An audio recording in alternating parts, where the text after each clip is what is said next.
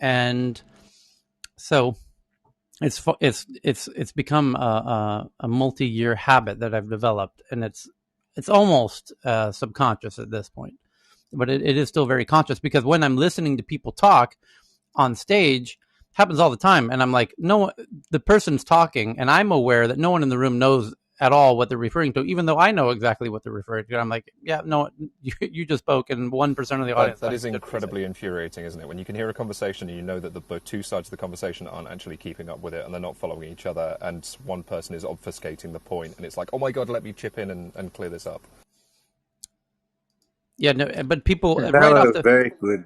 we did it. We did. We're very grateful for that. Oh, there was one little moment. Well, it's a balancing act in the case of my monthly events, because the hardcore geeks don't want you, and the investors and the people who are in the know, who are playing the game, don't necessarily want you to break down what a capped note is for the people in the audience who don't know what it is.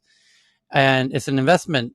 It's a type of investment term of when you don't invest. Tell them all the secrets, or what A rounds and B rounds and C rounds and D rounds, what that means, or what the difference between an angel or an incubator and an accelerator. No, I mean, we have our whole language. It's a nomenclature, and to break it down for the newbies in the room in a way that doesn't infuriate and make the more senior people in the room feel like, I'm in a room full of idiots. So it's a tightrope.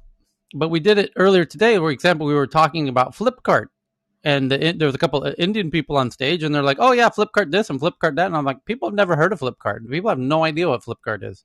Or Shopee. Like, Shopee is like the new Pinduoduo of India. And first of all, people don't know what Pinduoduo is, let alone what Shopee is in India. And the person on stage was like, oh yeah, but Shopee is doing this, this. I'm like, I understand you're in a country with 1 billion people, but outside of India, no one's ever heard of Shopee. And this happens all the time. So it's like, start your sentence with, there's this company in India called Shopee, which does XYZ, So context. Yeah. So anyway, please be mindful of that as we go through our headlines, that wherever you happen to live, there's things going on there that I don't know. People seem to take a lot of things for granted from their own personal perspectives. Yes. I was just going through the my own personal feed with things and stuff, and there's one on Slashdot that I thought would be an amazing one to open up with. Is it okay if I start with one? Or? Yeah. And by the way, funny that you even mentioned Slashdot. I haven't been to Slashdot in 20 years. Which, by the way, Slashdot, to me, is the OG tech news of the internet. It's amazing. It's been through many ups and downs. It's like where all the old geezers hang out. It's yesterday's news talked about, and it's hilarious. It's just this special little corner of the internet. But it really was an interesting moment in the web when all of a sudden it's like, oh shit, we geeks have our own news outlet over here. Like, it was. I developed a very fond affection for it, back in 99 or 98, back when when it was in its prime, I guess. Yeah, it has not kept up since. But it's well, there's a lot of alternatives now. Yeah. Right. Well, so the first headline on this with things is Facebook tests prompts that ask users if they are worried a friend is becoming an extremist. So they're starting to basically do targeted little tests or whatever, saying they're partnering with NGOs and academic experts in the space and hope to have more to share in the future. One of the alerts, a screen grab of which made the rounds on social media Thursday, asked users, are you concerned that someone you know is becoming an extremist? We care about preventing extremism on Facebook, explained the alert. According to screen grab posted on social media, others in your situation have received confidential support. Now, what's interesting about this is we've heard things about, China's social media and all these other things like the social credit systems and such. We're now starting to see a version of this where tech is now moving into the space where you're now going to get to basically say, that's the one over there. Go get him. I am totally going to just go there because at this point it's not even worth hinting about. Let's go straight there. East Germany Stasi at the end when they basically they declassified the records to a point where anyone could basically go and request their records, and historians could go and do estimates and things like that. They had about a third of the population would basically is de facto working for basically turning over their friends and family to intelligence things for monitoring and such. I would argue we're probably at a much higher percentage right now with this current tech penetration with surveillance capitalism stuff. But what's hilarious about this one, in a scary kind of way, is we're now at the point where that has very real legal implications for that. My friend over there, he's going to basically seize the Capitol. Okay, well, let's go ahead and do something about that. Anyways, don't want to take all the things with that, but Ed just that headline just brought a warm smile and cheer. Yeah, well, there's another side to that exact same. That's happening, and simultaneously they are alerting people. You may have been exposed to extremist content. No, I've got a bad idea in my head. And I've seen something that I've not seen anybody report on yet. And by the way, we just went into this discussion at length 7 hours ago when we meet in the other time zone, what we call the EU morning time zone, and this one we call the American morning time zone, or Pacific morning time zone. And the other the alert says, are you concerned that someone you know is becoming an extremist? We care about preventing extremism on Facebook. Please point us to your extremist friends so we can start tracking them. Sounds like a Pfizer commercial. And then the other side of it is this. It says, I'm opening up the actual screenshot of it right now. It says, Carl, you may have been exposed to harmful extremist content recently. Violent groups try to manipulate your anger and disappointment. You can take action now to protect yourself and others. Wow. So, and then can you imagine seeing the meta-analysis of this, of the ranked citizen scores on how loyal you are to the state at one particular thing? I mean, because this is just the USA version, but they're testing global versions. I want a localized version of this to be able to say whether or not people are extremist in my country. Then there's the action button at the bottom of that one where it says, hey, you may have been exposed to harmful extremist content recently. And the button at the bottom, you have two options. Close, like say goodbye to this alert pop-up, or click get support. And the person who shared this says, pro tip, do not press the get support button. But it's sorry, Samir, go ahead. How's different? How's this different? Maybe leads to the Chinese social credit score. I think it's similar same, or could lead to a social credit score or something of that nature. If somebody reports on somebody else.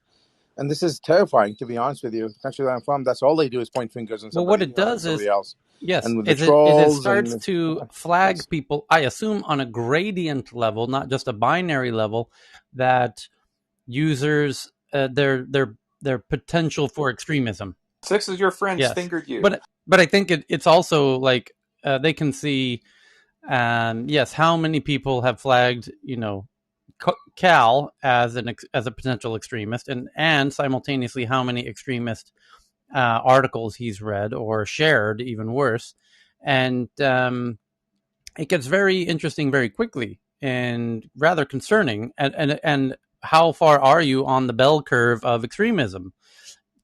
And I don't want to say which side is, it's a really interesting, concerning issue, because now.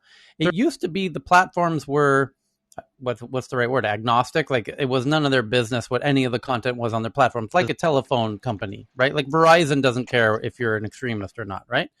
And now, and then they could have in the early days had like South Korea does, where everybody who joins the platform needs to be verified. And in doing that, you potentially could have removed a lot of the need for all of these moderation tools that are coming out now, because now there's an incredible amount of kind of layers of moderation coming into effect, which I will talk about what's happening on Twitter next, which is perhaps even more crazy, honestly. And then all of this moderation might have been in some part avoidable with identity verification. But now that they're doing this moderation, it's a very slippery slope, and it's a rather endless slippery slope, because now that they know that you were flagged as an extremist by somebody, and then you go do some extremist activity that results in the deaths of many Americans, is Well, not even you, just like your friend of your friend that basically said something in the wrong place, and you right. listened But to it. my point is now Facebook is putting themselves in potential hot water for knowing somebody was flagged as a potential extremist and then commit. I can read the headline now from CNN. Facebook knew so and so was flagged as an extremist by 20 of their friends, and they blew up a post office, and Facebook did nothing to stop them. That headline's coming, and so. And the journalists are going to cheer this on, which is one of the But craziest things. what is Facebook's role in policing, in becoming the CCP of, knowing who is a potential school Do you shooter? think that they have felt that they've, do you think that they've felt they've taken on more responsibility, or they just naive to that? I It's wonder. interesting because yeah, it does, yeah. Who works at Facebook? Not the people that go and study humanities stuff. You'll definitely have the people that do the social graphs and can basically do the sociology on like a how can you guide large groups of people to things. But the majority of people that work at Facebook are intentionally kept in the heavy STEM. We don't study So check history this out. fields. So in addition to this, there's one other element that I've noticed that I've not heard anyone else talk about, and tell me if I'm wrong. There is RT is the Russian Today, I think is the name of the publication. What is RT? Yeah, Lovely chaps. it's kind of the Russian CNN, and they're from Russia.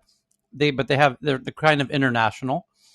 When you are in the Moscow airport, it is on the TVs as you wait to board your flight, and it's quite in a lot of places. Honestly, if you're living even in parts around the world, you turn on the TV in your hotel, often you'll have RT there. And anyway, RT has a comedy show in America called Redacted Tonight. And for the longest time, nobody really noticed the connection. And then now on Facebook, on Facebook, you can watch TV shows like Bill Maher's show, or Politically Incorrect, all kinds of shows, the Tonight Show, the Daily Show. If you click the little video tab at the bottom of the YouTube app, you can watch lots of videos. Well, and you can follow a channel there, right? So like I follow the Tonight Show and the Daily Show and the Colbert Report and whatever, right? And then I also follow a lot of these politically leaning comedy shows, of which Redacted Tonight is one as well. And it's made in Americans by Americans, but is essentially owned by RT, Russia Today. I think that's what RT stands for in Russia. And now when I'm just noticed for the first time, like yesterday, now under the name of the video, it says this is Russian state-sponsored, I think it said propaganda. And I was like, what the hell? Is this a joke? Did they put this there themselves? Did Redacted Tonight put this there, the text of this there themselves? Or did Facebook put that there? Because if they put it there themselves, that's kind of funny. But if Facebook put it there, that's kind of wild. Like they're now like calling out these negative state actors. And then And that's been going on Twitter as well, Tyler. If you look at RT_today, oh, really? you'll see it's affiliated Right. with Russian media, Russian affiliated media. Yeah, Twitter's been doing And that then for when I quite some played the video, Yeah, so yeah. that's actually so you actually what you've seen has been, I think we brought it up 2 months ago or something like that, when somebody else reported it in.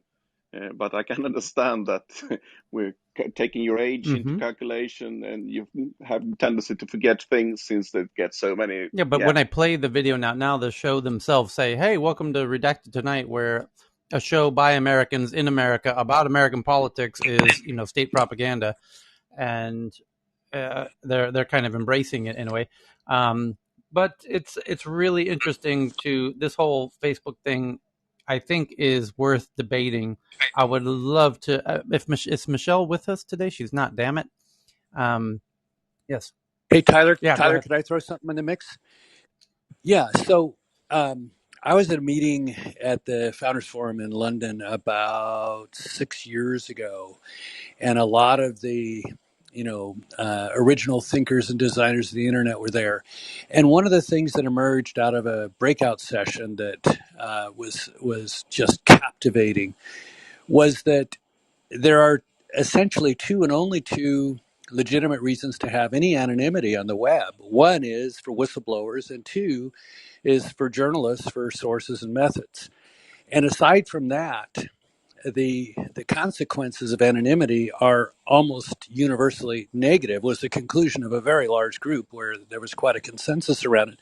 So this notion of registration, does seem to have some merit in terms of taming the conflict, the subversion, and all of the negative aspects of the web. This is John. Thanks, John.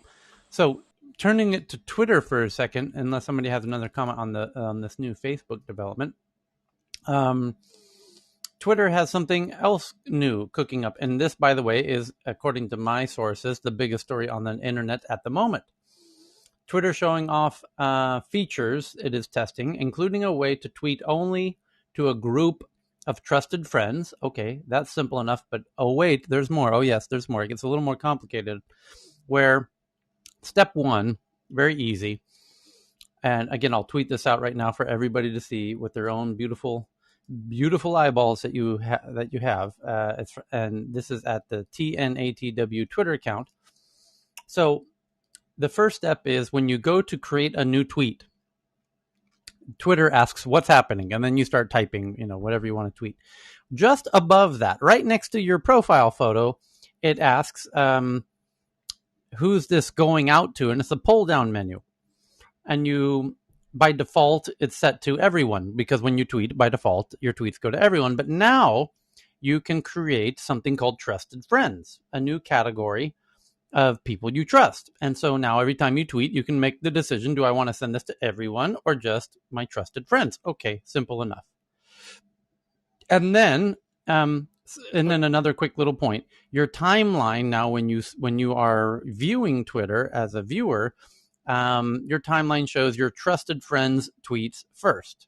Okay, so it's a way for you to really tell Twitter who you really care about on Twitter, and then those people's tweets will be at the top of your screen when you open Twitter every time. Now, here's where it gets interesting, because there's something else they're doing, which is the ability to what they call facets. So now right next to who is this tweet going to be seen by, you have another category, which is which facet of your personality is the origin of this tweet. Is it you personally? Is it your work personality? Your other personalities that you have? They call these facets. And now you're going to create multiple facets of your personality.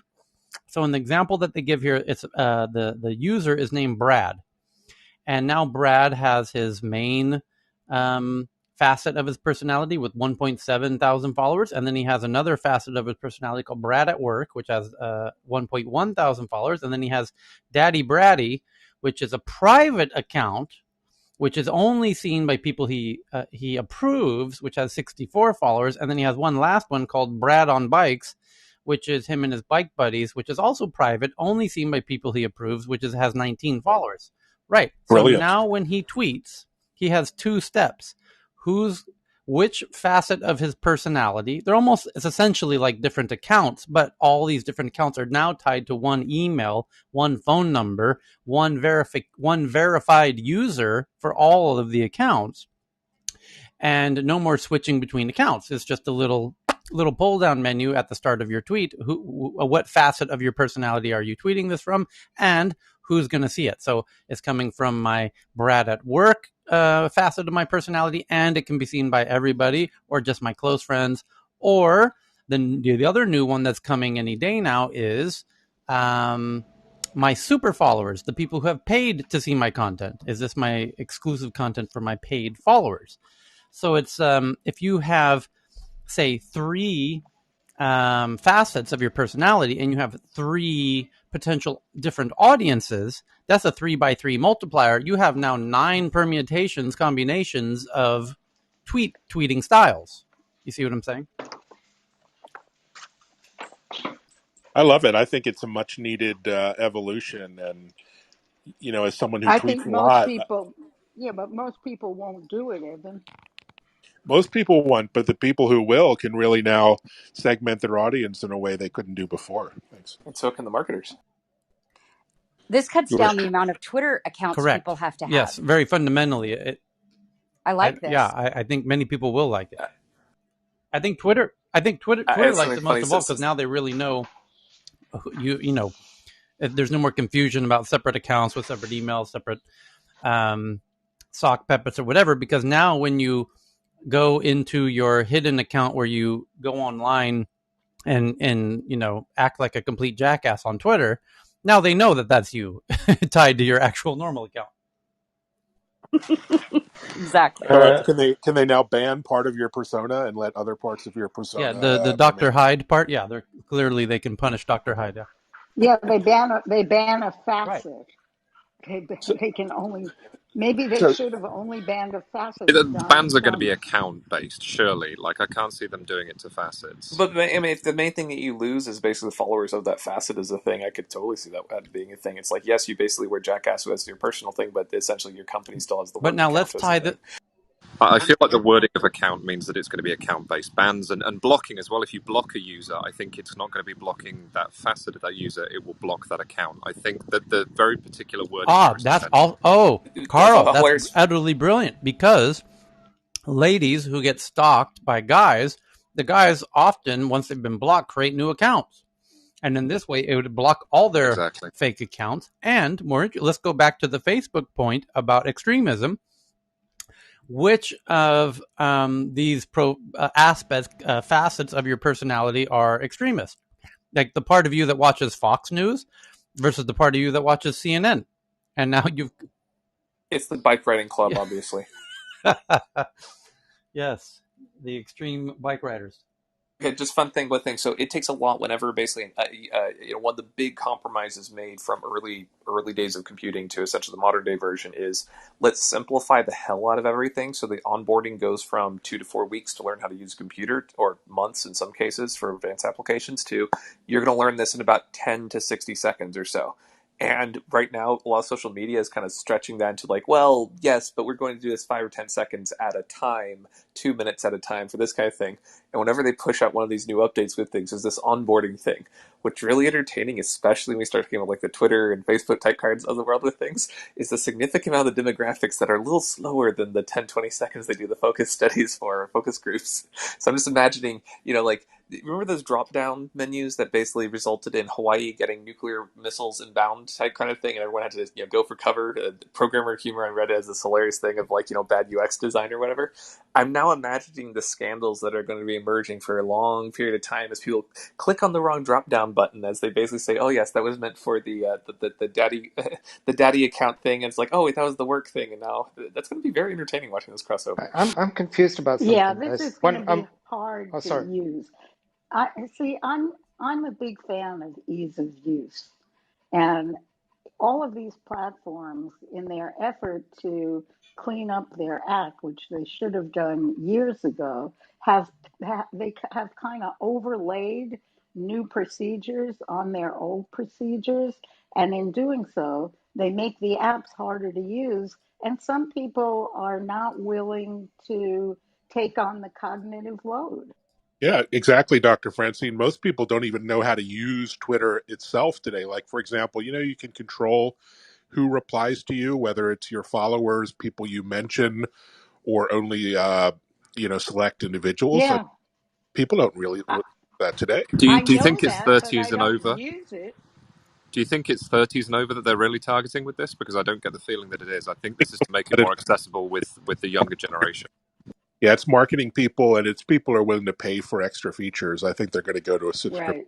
model that you Good. get. Can I just ask one question? Just I'm a little confused. So today, without this feature, people create multiple accounts, right? Somebody was just saying that, Tina, or somebody was saying that, right? People create. I know people probably create multiple accounts. So if there's a stalker, they could create with a different phone number, I'm assuming, right, or a different email address. Same, So they same, could. same So number. right. So wait. So Evan, they could still do that, right? With this, they just have Yes. multiple accounts Yeah. with multiple personas. Yeah, for me, for example, I would love it because I want to tweet about business stuff with a separate persona from my personal stuff, and today it's all intermingled. Frankly, so I see the value.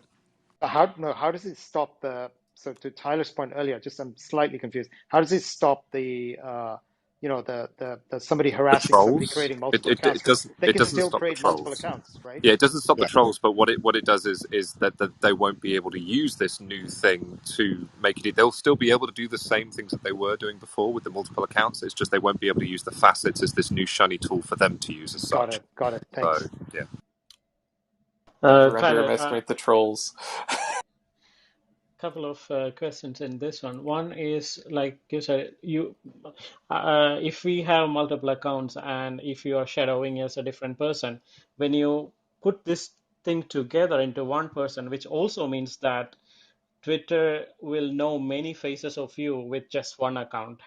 Number two, if you are maintaining your company account, let's say you have a couple of companies and you are maintaining that company account together with your personal account, if somebody has flagged you for a couple of posts, will that affect your company account? What if somebody? What Yeah, if we you were get talking about canceled? it Yeah. this morning. We don't know. Exactly, we don't know. We were saying that Hang this on, morning. hang How on. is this going to So cross you over got between you work have and Donald bikinis? Trump, the politician, the president, and Donald Trump, the huckster Yes. This gives them an salesman. escalation or a de-escalation. Which one got Yep. banned from Yeah. Twitter? What you gonna do with that? One that's saying Or, political Well, stuff, because or now more essentially now you importantly, can say this maybe is politically And then you acceptable have stuff for you to Donald use on Trump, this the account, and later on they can start introducing sexy, access controls. um, creative thinker. I just threw. And third question, what happens to the companies usually these days scan the employees, the social media account to see whether what they are posting and whether this guy is being good. So what happens to that? this is why I asked, are the accounts linked? So if you're on one facet, can you see that that person has multiple other facets? Because if you can, with one click, go to them, I can see workplaces putting a greater focus on, Now, hey, I don't hang care on. if it's a different What facet, you can't what if post bikini pictures. But Carl? if you What if can't one of click my straight through, facets is he, him, and my other facet is she, her? That's when Ooh. now yeah, it gets exactly, complicated. yeah. So now it gets very complicated. See, that's Well, the. hold on. It doesn't I get complicated. It only gets complicated when work get involved. Because when workplaces That's and this companies is and my point. employees get involved Precisely and my try and point. Well, it gets that's when complicated it's when complicated. money gets involved, period. Because now that the creator economy is coming big into social apps, I've got me as the person I am, with my friends that I grew up with. And then there's me, the professional person who has sponsors, who's much more careful about what I say because I have these sponsors and these products I'm trying to sell as the QVC salesman that I now am on social media. And so I very much need this new facet of my personality that doesn't say really outlandish things. So that if I do get canceled, it'll be for my actual real self and not my salesman self. So that I can keep my social commerce spice But you train won't get running. because you're. I know my personal facet will be a private group. It won't be public. So I think that's the difference. I don't see my friends canceling me. Well, in the shadow of all of this, Jason Miller, Donald Trump's spokesperson, who resigned about 2 months ago from his role as Donald Trump's spokesperson, today launched his hot new app, which he is calling a kind of a safe space to of not being canceled. So, the headline from Politico, who was the one who discovered this, by the way, Team Trump quietly launches new social media platform. It's called Getter, Gettr. Will be the newest MAGA venture in the space. It's being led by Trump's former spokesman, Jason Miller. Former President Trump teams quietly launching a new social media platform on Thursday, billing it as an alternative to the big tech sites. But the debut immediately ran into confusion about whether it was the former president's long-promised bid to offer his legions of followers their own social media haven, or merely the next attempt to build a MAGA alternative to the main platforms. The site called... Oh, is it written in Drupal?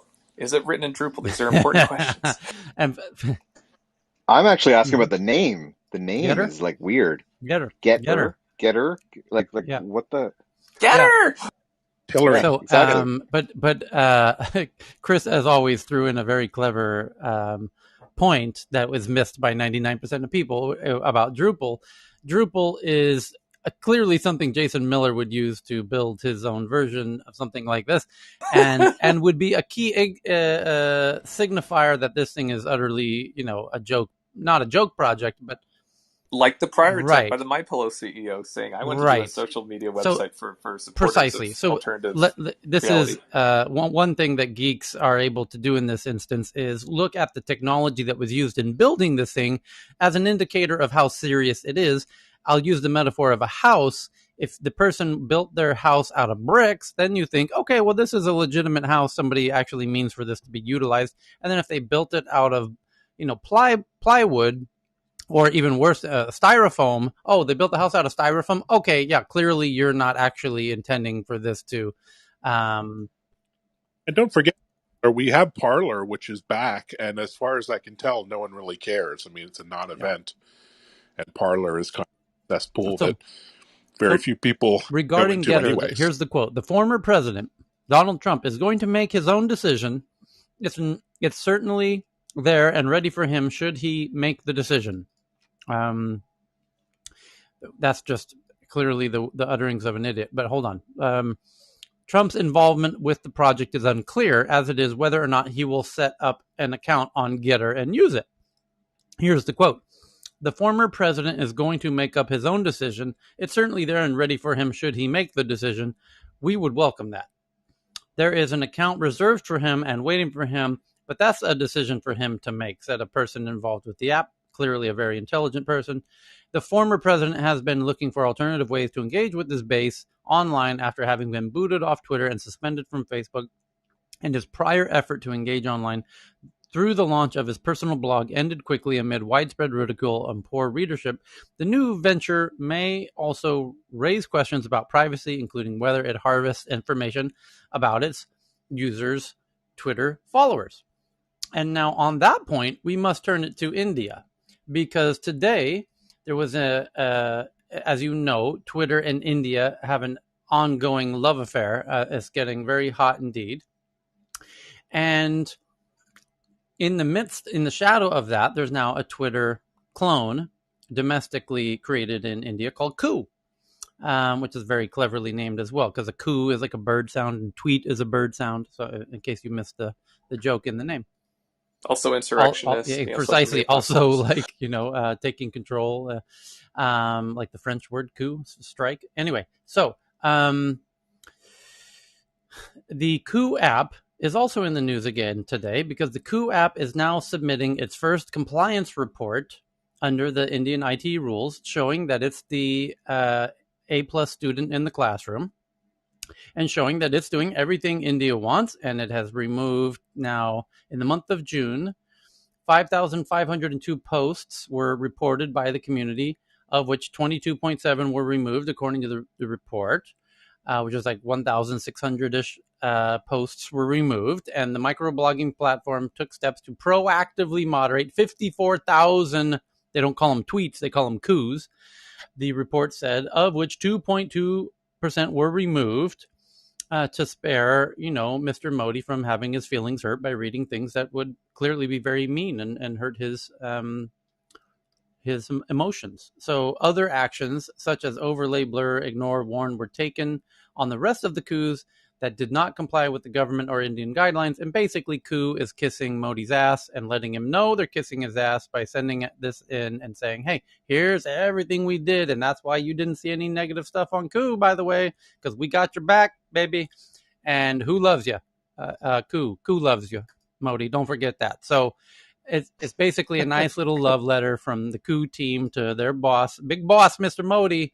And we love you, boss. Yes, boss. Anything you want, boss. We got you, boss. And this is the new business. I really think they are onto something. As ridiculous as this whole scenario is, they did, when Nigeria banned Twitter, coup, guess who shows up? Hey, baby, I heard you're having a little beef with your ex, Twitter. Listen, we're the hot new kid in town. We're called Coup. Just ask your friend Modi. And we are totally Coup. Get it? So we can make sure that nobody says anything that could potentially hurt your feelings. And we play nice with you. And we give you the keys to the kingdom. And if there's anything you don't like, you can hit delete. And you can even go track down that person and have some tea with them if they hurt your feelings. And it's a digital. Oops. Go ahead. It's a digital Neville Yes. Chamberlain that's figured out Right. how to monetize. Correct. So, World War II headlines have been a lot more entertaining with social but media. the interesting thing that's happening here is coup got very well funded by some very savvy investors. And this is where it gets interesting, because and watch how these all string together, as we have from the beginning of today's show. So in Russia today, two really interesting things is happening. You know how we've been talking about how the big tech companies, they have names like Google, Facebook, Amazon. They've gotten themselves they've gotten too big, and the governments are now saying you're too big, and we need to start regulating you, and that's happening in the U.S. right now. And that started about 2-ish weeks ago, where we learned we saw the headlines about these bills to regulate the big tech companies in the U.S. Within 48 hours, there was similar things happening in the EU, in the UK, then Japan, then Germany, then Canada, and today the headline is Amazon, Apple face antitrust investigations in Spain. So Spain's joining the hype train to put antitrust investigations into Amazon and Apple. I can tell you right now, Spain, let me save you the investigation. Yeah, they're too big.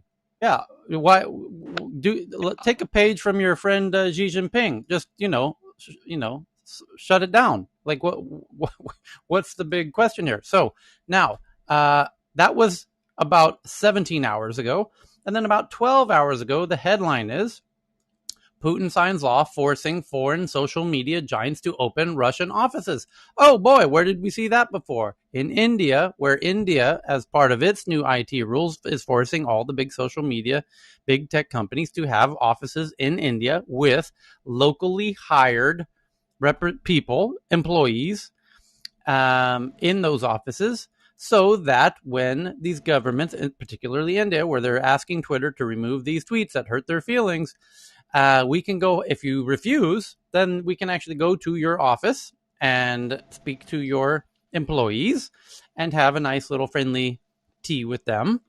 And now Russia clearly has been inspired by India to do the same. So now Russia is requiring the big social media sites. President Vladimir Putin has signed a law that obliges foreign social media giants to open offices in Russia. A document published by the government on Thursday showed the latest move by Moscow to exert greater control over big tech. The Russian authorities are keen to strengthen their control of the internet and to reduce their dependence on foreign companies and countries. In particular, they have objected in the past to political opponents of the Kremlin using foreign social media platforms to organize what they say are illegal protests and to publicize politically tinged investigations into alleged corruption. And now they got to put somebody on the ground that can have tea with Mr. Vladimir Putin. And I'm sure that will go very fine. I'm sure they will have no problems at all. I'm sure that will just, nothing bad could come out of that. Yeah, go ahead. Tyler, does having a local office change tax responsibilities? I imagine us on a country-by-country basis. All right, because obviously the other aspect of this is the massive tax evasion from a lot of these companies that are operating in these countries that we're talking about. I didn't know if having the local offices changes that dynamic at all. And I wonder if it makes it... Could we call these like tech embassies or something like that, or some snazzy titles? These have like consulates or like ligatures. Could we come up with some snazzy like tech equivalent modern day age version of what this is? Carl, just on the tax thing, I think it will affect, to your question, I think it will affect the tax situation. I don't think that this is about the tax evasion issue, which is a parallel issue that's going on. This feels like more political and about control of the social media things, because the tax evasion rules that have just gone through, everyone is subject to them, and it's a standard thing that's going to happen. One other interesting thought I just had. I wonder if the Kremlin is going to say, hey, Twitter, we went through the trouble to find you a perfectly new office, and we went up ahead and set up all of the cables between your office and our office, connected right into your computers, which, by the way, need to be in Russia as well. And we set up all the smoke detectors for you. Don't look in the smoke detectors. Not at all. To check the smoke detectors. And the paintings on the wall, everything. This office is ready to go. It's plug and play, baby. You just turn key office. Here you go, Twitter. Just step right in, and everything will be fine. And we already inspected everything. Everything's up to snuff. And congratulations on your brand new shiny office. For people not in the UK, Carl's smoke detector comment, I don't know, is that's how that government minister was filmed, by the way, kissing somebody. Anyway, so it's kind of smart little it's a good place there to hide cameras. So, Russia and Spain join on the antitrust hype train, and we are now seeing, as was predicted, that India's stances against the big tech companies is going to start being copied by other sizable countries. Of course, Azerbaijan is not going to be able to do this, but Russia is now doing it, and you're going to see lots of countries do this. And honestly, I think the simpler way to do all of this is Russia should just kick Twitter out and say no thank you, and we have our own new Twitter app here. It's called XYZ, whatever it is, and it's Putin's nephew starts a new Twitter app and be done with it. I mean, this is where you just have to hand it to China. Like, there was no decade of messing around of sending smoke signals to each other. It's just like, no, we're going to make this real simple. You get the fuck out and we're going to do it ourselves. Thank you. End of click, dial tone. Easy, simple. China's speed used to be global speed. I mean, we give China plenty of guff, but in this case, like, if your intention, being smart like, about hey, Mr. Putin, if your intention is just to have your own version of Twitter, or India, or anybody, all these countries that are now realizing they want their own versions of Twitter and Facebook and TikTok and Instagram and WhatsApp and this and that and that and that and that, just do it already. Just do what China did. Like, hey, China did it right. Like, go pay. Look how big those companies are now. It's kind of like parenting, right? And I hate to use this analogy, but China's the very strict parent that's just like, we're gone. You're like, I'm not counting the 3. We're out of this restaurant like now, And everyone else is like, well, let's limit your iPad time to 2 minutes, and if you don't behave, then it's going to be 1 minute. No ice cream after. In the meantime, hold on, Chris. Meantime, the ice do you want dessert everywhere. or do you not want dessert, Chris? Because if you keep this up, no dessert for you tonight, or you want to you're going to bed early tonight. No, just like you're going to get more education for all this. Do you know it? It really seems like we're going backwards. I'm just thinking back to 20 years ago. I was at a conference in Japan with people from different countries, and I remember there was this woman, Susu, from Myanmar. And there was no internet. So the World Wide Web did not exist in Myanmar, which is probably not a surprise. But I think that as countries localize their platforms, it effectively cuts people off from connecting with other people. So not only does it stop the flow of information, it really prohibits people from being able to share relationships, ideas, progress. I mean, and so I just think that there are other implications to this. Jeff, if you're in the audience, you got a great article that we could jump into right here. Where's Jeff? Yes. Hey, Hello, Monica. can I go ahead. chime in on this? Hi. I think there is one major difference between what we're thinking about is that this is not about closing the internet or shutting off the borders. This is about what in the legal language and in policy circles is called self-sovereignty of nations and nationalism. So actually China can probably be called the parent of and the major trigger for all these countries adopting a very high sense of nationalism in their policies, which didn't happen earlier. And the same blueprint is being seen all across the world, and that is also especially in Southeast Asia and India, and of course in other geographies. And in the payments scene, for example, I think I did mark you in the headline.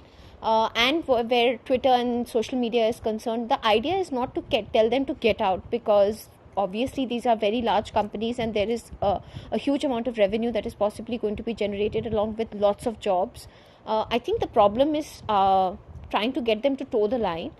and that line is not what is going to be according to American law, but based on Indian or local law. So local law, as they call it in policy circles, should trump every other form of regulation, and Twitter does not follow that. So I'll give a very small example.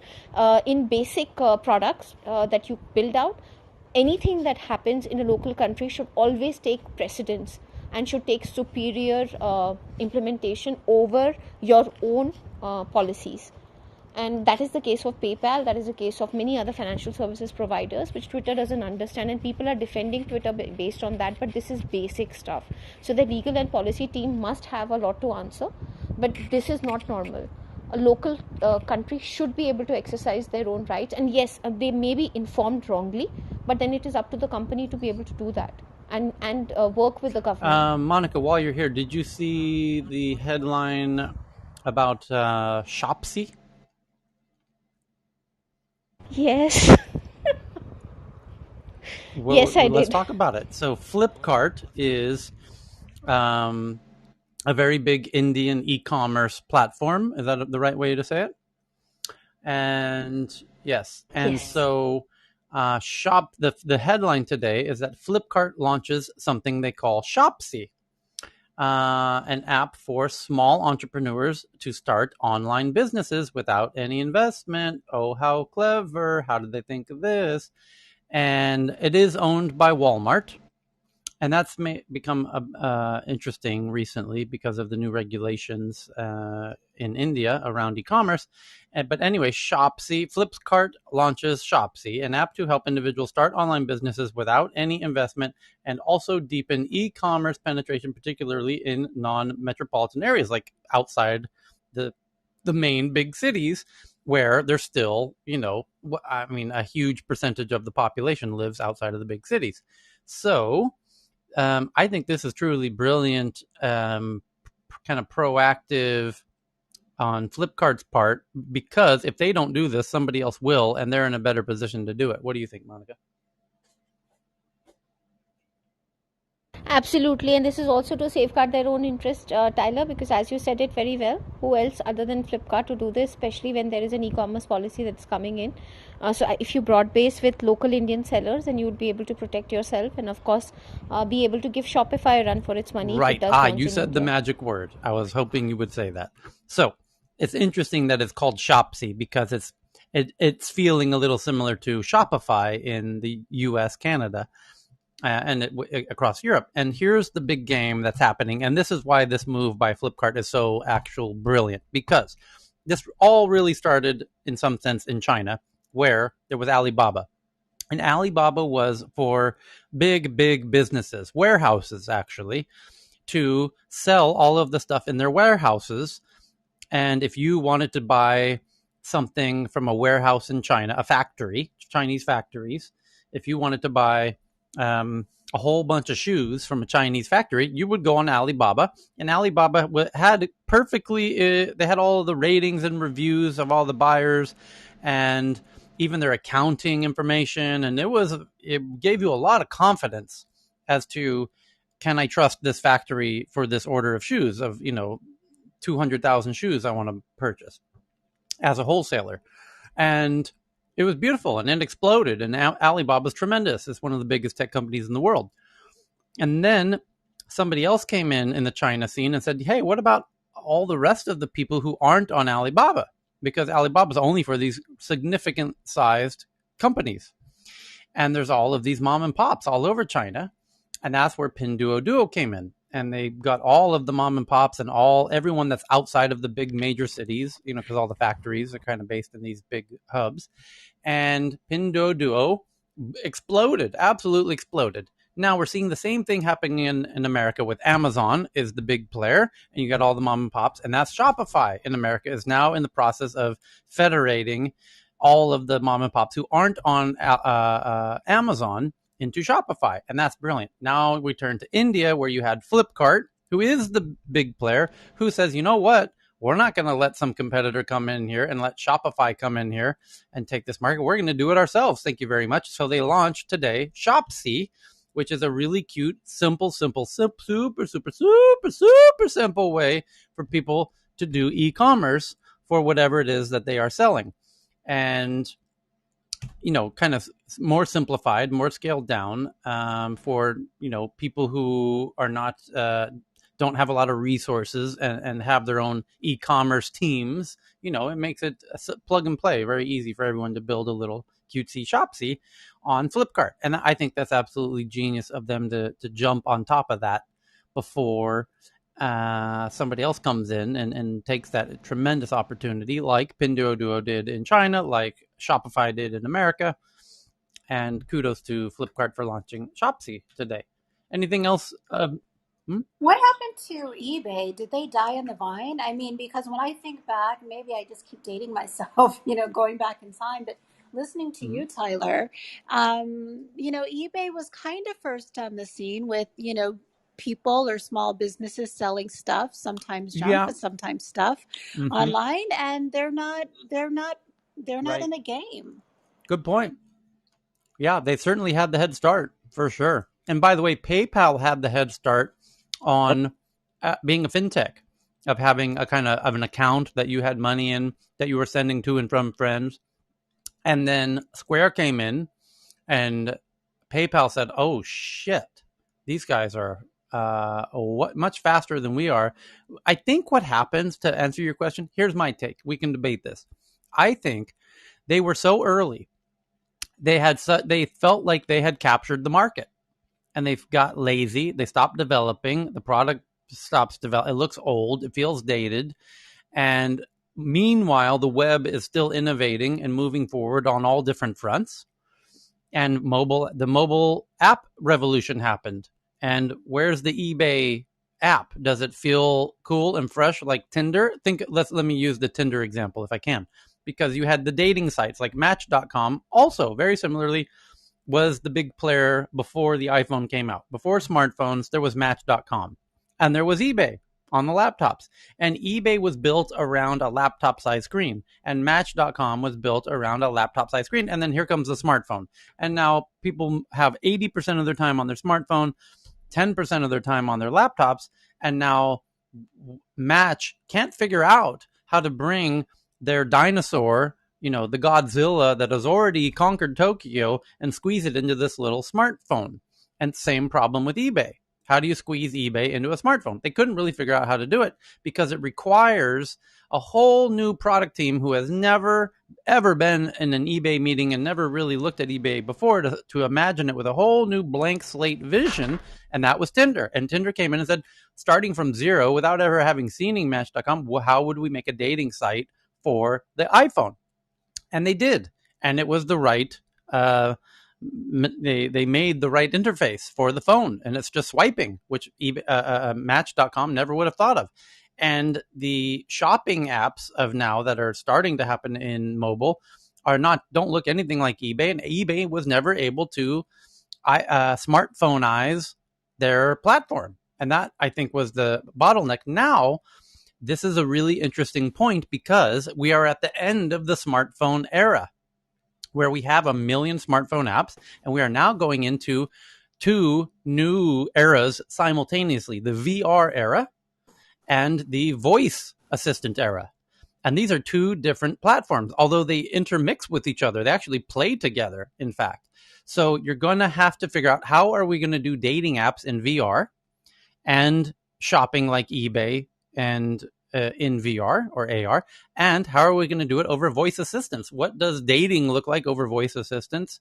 What does shopping look like over voice assistants? Well, Amazon already has their answer with Alexa, where they have all the new patents now, where you say, hey Alexa, order me a this, and this, and and she says, okay, it'll be here by Wednesday. Thanks, boss. End of story. But in Google's case, in Apple's case, what does shopping look like in voice assistant? But now you know why Amazon needed to build Alexa, because they need you to make it very simple they need to make it as easy as possible for you to order stuff, and even preemptively ask you, by the way, Alexa very soon is going to ask you, hey, we noticed you're probably out of eggs. Would you like to order some more eggs today, sir? Oh, yes, thank you, Alexa. Okay, done. It'll be here in 30 minutes. Oh, and by the way, we took the liberty of installing a new doorbell system on your house. By the way, the Amazon driver already knows the code to open it. Don't worry. The eggs will be in your fridge when you get home. But And by the way, because you bought the organic eggs with 10% less calorie, your insurance for the day is $3.57 less. Thank you It's for using getting there Amazon. because Amazon's going big into health. So's Google. And that's not a coincidence because now they're getting so much data about you, and the health data is going to enrich everything they do 10x. It's just an absolute treasure trove of data in the med space that they can use to enhance their already kind of ridiculous amounts of data that they already have. But when they are able to add in your biofeedback to your existing data, and the example of a smartwatch that measures your pulse rate, and you have an AR glasses, and or the, for example, if you have, Facebook just announced a new smartwatch. Okay, great. And there's also a camera on your phone. And the camera on your phone is watching your face. It's watching your eyes. It knows where on the page you're looking. That's old technology, believe it or not. Very old, actually. But now they've got the smartwatch that can now match your heartbeat to what you're looking at on the page as an additional data point. I'm getting excited. Oh boy. So it gets very, very interesting. This, by the way, all the tech that we've had thus far up until today is the main event is just about to get started. This has really just been the warm up band, and Led Zeppelin's about to take the stage. When we get into this tech kind of gobbling up media and blogs and news and film and TV and content of all kinds, and now shopping and e-commerce and fintech and blah blah blah. Okay, that's all great, but just wait to see what happens when they get into medtech. Holy shit, this is going to do stuff that we can't even begin to imagine, honestly. I'm just imagining like the people are just like, it's like, your friends have identified you as an anti-tech extremist. Would you like to purchase some content to restore your next You don't even, your friends don't even need to get involved. They just the AI will look at your face and know. Okay, so as always, these headlines do merge into each other in very, very interesting ways. There is a Nigeria-based neobank, Fair Money, raises $42 million, led by, you got it, Tiger Global. And if you follow us regularly, you know the answer as to who invested in this company is always Tiger Global. And there's one trick question we'd like to ask, which is, why is this company doing this? And the answer every time is because they want the data. That's in every case, that's the answer. Here's one from Bloomberg. In a diversity report, Google says it is hiring more Black people, but rates of attrition are rising, especially among Black women. U.S. workforce is 50% white. Google reported its best year yet for hiring Black employees, but rising departures of the same group highlights a risk to the company's plan to double its Black workforce. Interesting. And then the next obvious question is why? But Bloomberg has a paywall on this article, so we will not be able to get to the answer to that, but I will tweet it out for those who are interested in that one. Copy link address, and you can find every topic we talk about in real time at the Tech News Twitter account, which is very conveniently TNATW. And if you're looking at the title of this room, you will notice those are the first 5 letters of Tech News Around the World. And if you can figure out how that happened, please DM me. We're trying to figure that. I don't know if Chris has figured it out yet. We're trying to figure out how that happened. It's still a mystery to me. Yeah, some mysteries are better left unsolved. But Shopsy launching. Yeah. Not this one. What else do we got going on here? There's just a endless bunch of cool headlines. Here's one. Heyman, America's lack of chips is more than a blip. According to Forbes, the short-term shortage is indicative of a longer-term problem in the United States.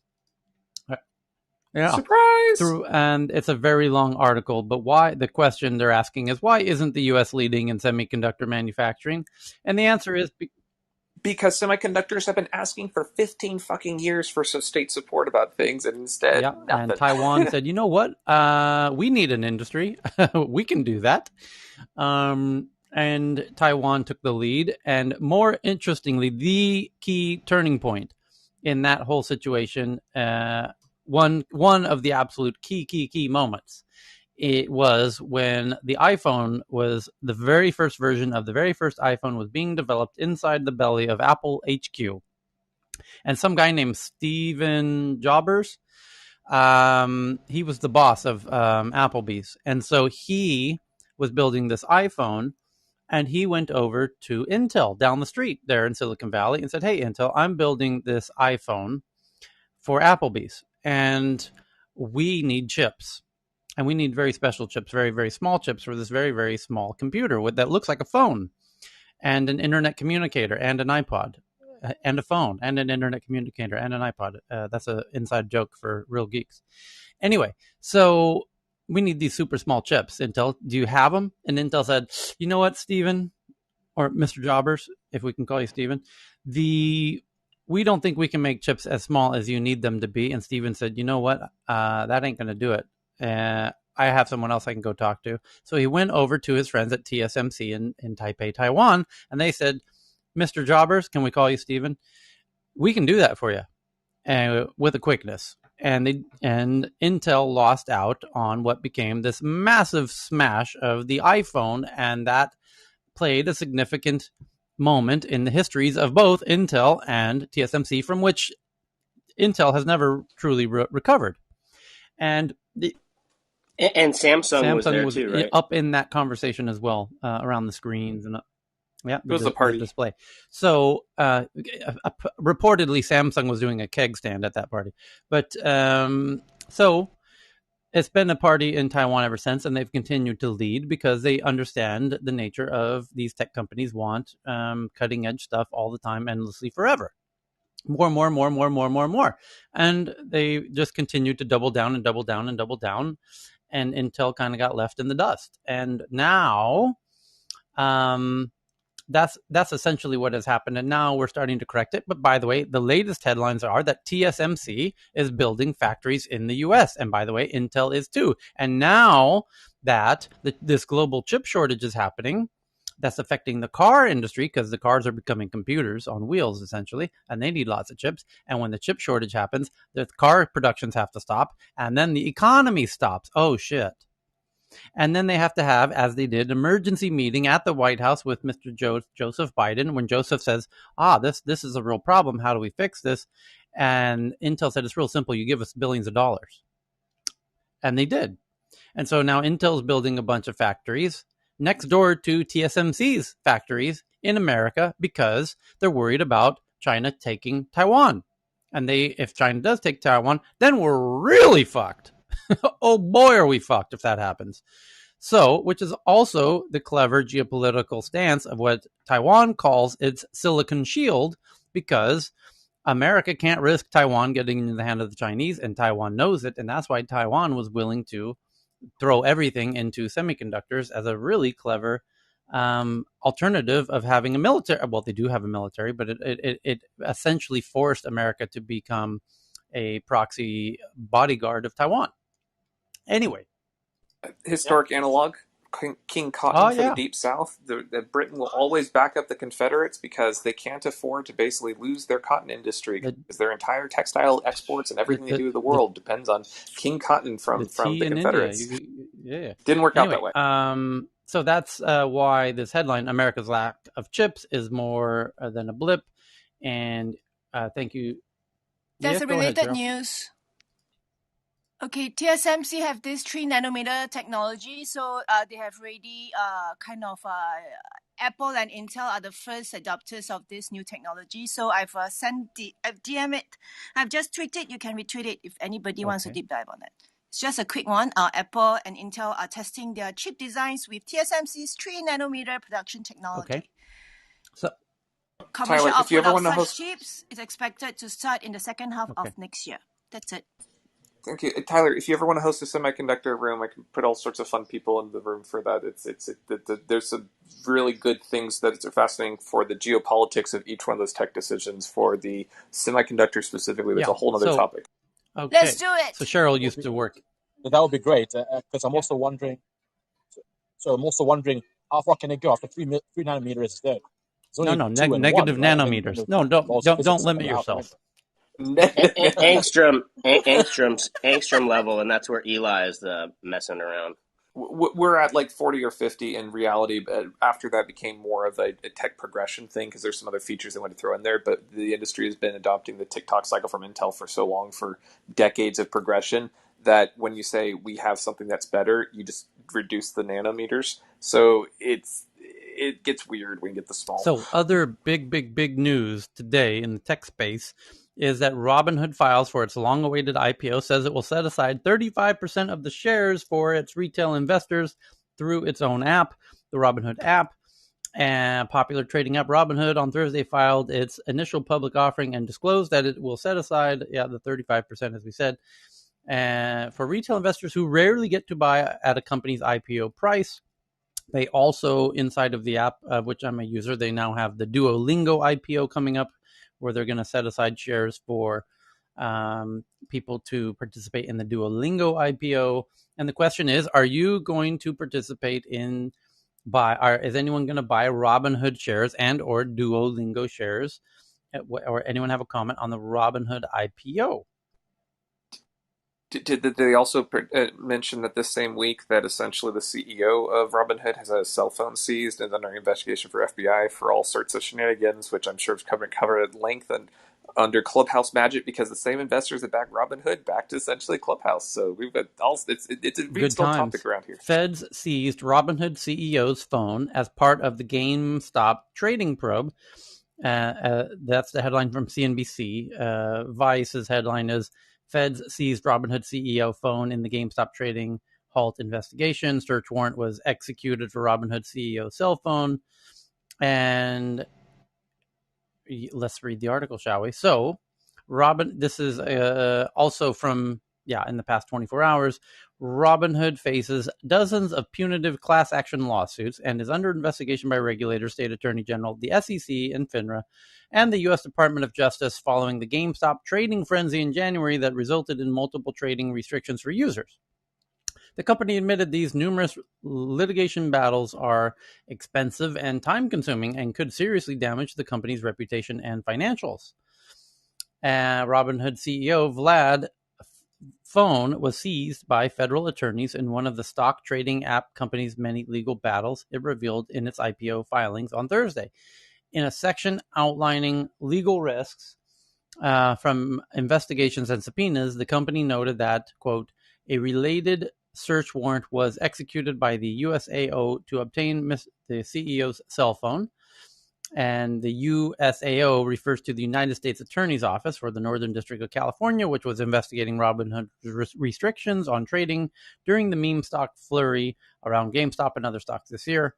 The company faces or has faced dozens of proposed class action lawsuits, as well as examinations under investigations by regulator. And in fact, there was another headline today that they were now being fined $70 million as part of one of these class action lawsuits, actually.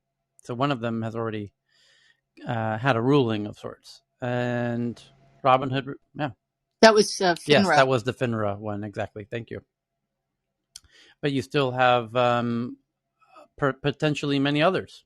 So it will be interesting to see how it all plays out. And in spite of that, anyone have any takes on Robinhood IPO? So Tyler, if I can just add to that, I think you touched in the morning, but there's a point that we need to highlight here is that Robinhood, they make money on the order flows, right? Selling order flows to. Sorry, someone is knocking on the door. Let me come back to that. Sorry, Tyler. Kieran is right. Robinhood kind of. I don't know if we can credit them with pioneering it. Go ahead. So let me take on this. So UK banned selling order flow in 2015 or 2014. I think they banned it because they realized that it is it is not. It's actually been very manipulated. So US is very slow to catch up. So what happened is that they turned from. So in UK you have this thing called the best execution. So UK already banned it. So I think US should be heading that way, right? I got to go, Tyler. Sorry, the authorities. Run, Kieran, run. So there's a couple of actions that are going on right now, and I think in their IPO they lost about what was it Uh, so their revenue is up like 309% in each quarter in quarter one compared to last year.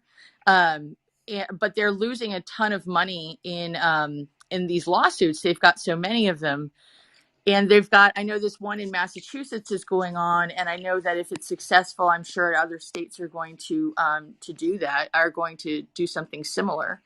And they've got like a ton. There's a list in here of how many of the amount that they pay just in one quarter of lawsuits. It's pretty. They can make They money also faster than they pay. can be sued. That's amazing. They have I'm a new sorry. business model. I know. Well, you know what though? They're making more money than the lawsuits. That's their profit model. Is do crazy shit, and then if they get caught, make sure the fine is less than the amount that they're collecting. It's just incredible to me that people are still getting I on feel here. like Uber pioneered this. I can only see the future of this as a Right? business model. Right? It's the investors that are going to keep feeding it, right? But you know what though? They tried to comply with the non-gamification. So here's what they did. They took the confetti feature out of the like if you make a trade or Yeah. you buy or sell, they have confetti. So they took the confetti off. They're like, look, it's not gamified anymore. So what we need to do is essentially this new business model, essentially of basically grow fast, break the laws, whatever with things, get sued out of existence. But the thing is, as long as you've got investor money, you're burning through that. Get large enough so you're too big to fail. Buy the regulator, bribe whatever politician you need to, because K Street stuff and things. We legalized this, right? So now we're at a thing where there's a business model where if you get too big to fail fast enough, then you can basically end up owning the market and the laws, and the politicians go along with it. This is amazing. We're going to see this like everywhere if this You works. guys, I mean, really, what you have You to do already is do make sure see that you get an investment in Didi or some other big Chinese company, because Ah, that's basically the best hang thing on. Uber's So done. you're right. This is also not new, you guys. A lot of people have to have reserves for this. I mean, if you guys didn't already know this, a lot of companies keep reserves for these types of lawsuits, and they have to recognize them on their filings. So this is not new, and for them, that's the whole issue, is whether the fines are big enough to actually be meaningful. You hear these big fines. Same with against Facebook, it was like 0.01% of their revenue or something. It's like that's like the people that charge you $5 for being late to daycare, to use But Chris's the but example. but the problem with Robinhood is that 81% of their Q1 2021 revenue came from mark-to-market payment and the and from rebates from the brokers, right? So and related to cryptocurrency. So 81% of Q1 2021 revenue came, and 59% came from just four partners. The problem with them is that they're selling the data to a very selected few. So it's in the all of the retail flow into a small. So I think that's where the problem is. So it cannot be sustained because there is a lot of so other thing is Tyler, one of the things I wanted to touch up this morning, I was just trying to raise a little earlier, is this: the problem here is this T+2 settlement, something that we don't talk about, what happened to GameStop and why there was an issue around why they had to stop and halt trading, stop people from buying trade, is because of this. The thing we have is that even though we are talking about blockchain and all of these innovations, we are still doing this T+2 settlement. What that means is if I buy a stock today, I still don't own it until in 2 days' time, until I pay, right? So what happens is you have this DTCC, like the depository, where so we have this thing called the DTCC where they meantime, so buyer and seller. So the buyer, you're hoping that to avoid that he doesn't go bankrupt, so that they had to deposit some money. So just imagine during that 2 days, if the stocks goes up, then they will be calling for further deposits in order to cover the loss. So that's what happened during that period when the GameStop just went massively, because DTC suddenly asked for $4 billion to be deposited because the people who bought suddenly just moved about 100%. So that's the problem here, right? The problem is that the banking industry, it hasn't caught up with the way the young millennials are trading. They want to be, so there is a way that you can do an instant settlement. Then it avoids all of these issues. You don't need this intermediary DTCC for that 2 days where all of this shit takes place, right? So I think Kieran, that's where it is. I think let the me ask bank you need to something. innovate. Yeah, It is just as it happened in the UK, it would become quite simple. it will be banned. Yes, It will be you banned. read my Electric. mind. Yeah, And when do you predict that will happen? it will happen in the next 6 months to 12. I'll tell you why it will happen. And also, I don't want to destroy. I know that you've been talking about this juicy data, Tyler. I just want to tell you something. What happened in banking industry, right? So what No, happened is Kieran, there I'm used sorry, to we be a. can't do that. No, it will be 30. It will be 30 seconds. I promise it will be 30 seconds. So what happened in the banking industry is that there used to be in the last 20, 30 years, the proprietary desk, which is they take risk on the bank's balance sheet, sit next to the guys who doing the flow trades, meaning have all the information of what the flows goes around the world. Just imagine you are somebody taking the balance sheet, bank's balance sheet, taking billions of dollar risk. You know exactly how the market is moving. So what the regulators came, they banned it completely. They stopped the proprietary trading. They told the banks you could no longer hold the order flows anymore. So there was a regulation just came in. I think that's what's going to happen to the tech industry. What's going to happen is you can collect the data but segregate it. You cannot use it for. So all of the stuff that we're talking about, we are living in a world which is already happening in India, right? So what's happening? We are thinking because a lot of us in this room, we don't have this experience where regulators can come in and segregate that data. If they tell Google or Facebook, you know what, you can collect as much as the data you want. Just go and collect every shit in Africa, every shit in Sri Lanka, but that has to be segregated. It has to be separate from the entire business.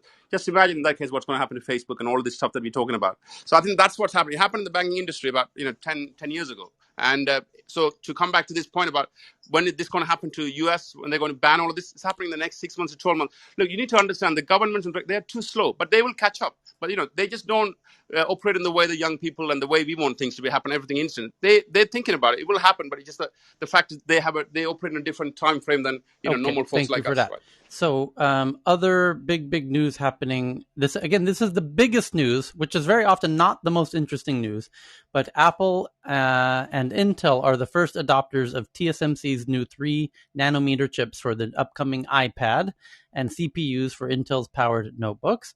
And we covered the Facebook's new prompts. Thailand files criminal complaint against Binance, alleging it has operated a cryptocurrency exchange business via its website without a license. And Thailand is not the kind of place where you want to do things against the government's desires. So, That's like what, 6 jurisdictions now? Like that's the U.S., Canada, Cayman, Thailand, Singapore. How many? Like that's like they're building a nice collection of jurisdictions that are, yeah, like suing them. and So don't. It's kind of like the journalist who made the mistake of flying over Belarus. Like, I would not encourage the individuals from the Binance team to fly over Thailand airspace anytime soon. So, Just a fun little Thailand. I think it was Thailand. I might be confusing the country, but there was the Seasteading Institute yes, has all off of sorts of Phuket. fun members. One of them said, That's "Hey, let's right. do some seasteading," and No, it didn't work didn't. out so well for him. He's like military. What was I know the a story little on that too one? much about that story. So it was an American guy with a Thai girlfriend who decided to. This is very funny. He's off the coast of Phuket, which is an island, a very popular tourist area of Thailand, perhaps the most popular. In fact, it's the 9th most visited city on the planet, even though you would never think Phuket is in the league of Paris and London and Tokyo. It is, even though Bangkok is the first. So 2 of the top 10 are in Thailand. Anyway, so off of the coast of Phuket, this young American kid, a geek, sets up what we call a seastead, which is a house out in the ocean. The actual, not near the shore, like out in the actual ocean. And the Thai fishermen saw this UFO-looking thing floating above the water that was bolted to the ground and said, "What the hell is that?" And they, told the authorities. The authorities came out on their boat and knocked on the door. They got a little tour of the thing, and he's basically in this little UFO on, bolted to the ground of the ocean floor. And they said, "Yeah, you got to get out of here. This is our, fishing area." And apparently he had been supported financially by Peter Thiel, who has expressed interest in doing a seasteading thing, and journalists got involved and all that. And he very intelligently went into hiding before, just a day or two before the Thai police realizes they wanted to hold him, detain him. And he knew he was going to be sought after for detainment. So he quickly went into hiding and has not been heard or seen from since. But they literally declared it like a military, encouraged it or something. Yeah, Crazy they really that. perceived it as a potential threat. Thais don't take anything lightly when it comes to their sovereignty. Do not. I'm warning you. Do not fuck around with Thailand on anything. Don't even make jokes about fuck. What's the king like? He's the What's most the king beautiful, like in intelligent. Thailand? He's Careful there. absolutely a very intelligent. He was He looks amazing. He's a beautiful, beautiful very guy. handsome gentleman, and incredibly intelligent. And very generous. I can't say any, if anyone has any information to the contrary, feel free. So, Long yes, live the indeed. king. So the other interesting stories at the moment is that the NSA and the FBI and the others say that Russia hacking group Fancy Bear is using brute force attacks on the U.S. and foreign organizations since mid 2019. And that's hard. I don't even understand. I mean, now everybody's covering this. The NSA.gov and Wired. Russian hackers are trying to brute force hundreds of networks. Are these even? Is This is this? every Is day this? in Hackerland, Is man. this I don't know. news somewhere? Wow. This is Yeah. breakfast. Chinese. Yeah. I should say Yeah. just a really quick thing. Fancy Bear is a great name, and I just like imagine all these government reports and national security things, and they say, "All right, Fancy Bear," and they have like the cute little logos they put with them and stuff. Russian trolls have a sense, and hackers have a sense of humor, and I think NSA can kind of respond in that sense of humor.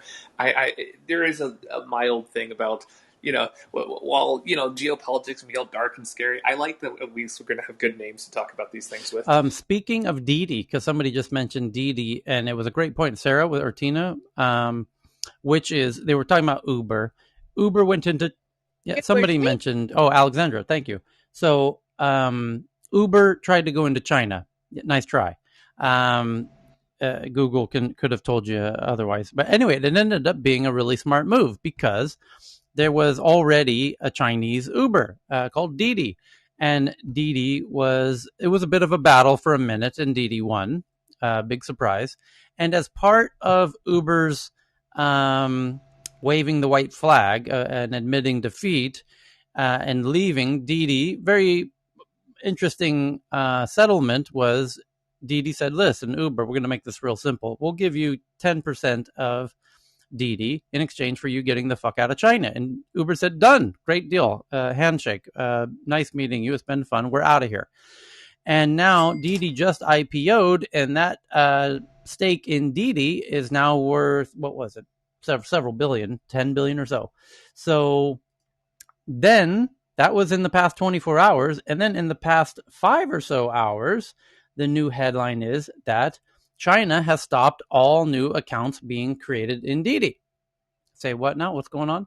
So, and in fact, we got into headlines that it was even questionable if the IPO was even going to happen. China even warned that they were about to kind of crack down on Didi, literally as they were about to IPO.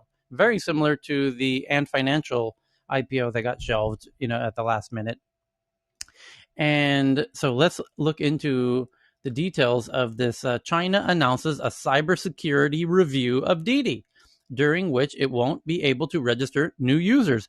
Didi's share by 10% in the pre-market trading on Friday. Oh, this gets really interesting. Oh. I wonder. I just had a thought. Didi, literally as they have just become public. So there's a moment where you are now, your IPO has happened, but the market bell needs to ring in the morning in New York, which is where they listed on the New York Stock Exchange. And the morning bell rings, I believe it's 9 a.m., Kieran, right? Ring, ring, ring, ring, ring. And then the market opens. That's some negotiations. Right, That's but amazing. before the market opened is what's called pre-market hours, which some people like myself have access to. You get approved to be able to trade during the pre-market, which is kind of nice because you can buy shares before the market opens an hour or so early. Didi shares fall during the pre-market because China announced, hey, not so fast. We're shutting off the pipes. No one's able to sign up for Didi. You see where this is going? I wonder what interesting timing that happened like that, because that's essentially moving the market in an incredibly big way. Because China could come in and say, we know we can change the price of Didi significantly. Anyway, my tinfoil hat is on this, but China announces what they call a cybersecurity review because they want to know what all the data that Didi has about Chinese citizens. And what that also gets very interesting for a whole other reason, because China wants itself is probably the only government that understands data in the way that these big tech companies do, and the value of it. And we know that because the very first business that Xi Jinping visited after he became the leader of the CCP was to China's biggest tech company called Tencent, where he met with the CEO, Pony Ma. And he is quoted as saying to Pony Ma in public and published, wow, what a masterful collection of data you guys have here. This is truly fantastic. And by the way, this would be of tremendous value to the government. Rather prophetic words, because now that data is becoming incredibly useful to the government. And there was a headline in the last week that the Ant Financial, which tracks all the shopping histories of every Chinese person, and some beyond China, interestingly, that data is now being merged with the Chinese state. And one starts to wonder, what exactly does the CCP have in mind for all of this shopping history data of all of their citizens, in light of the fact that they have their own social credit score? Gee, I wonder what they could do with that data. And here now, Didi is all of the ride sharing data and delivery data of all the deliveries that people are receiving and all of the rides they are taking on Didi. And now the government wants to review that data. They're calling it a cybersecurity review, during which it won't. Yeah, Yep. This week, Tyler, China's been throwing from the 100th anniversary speech, right?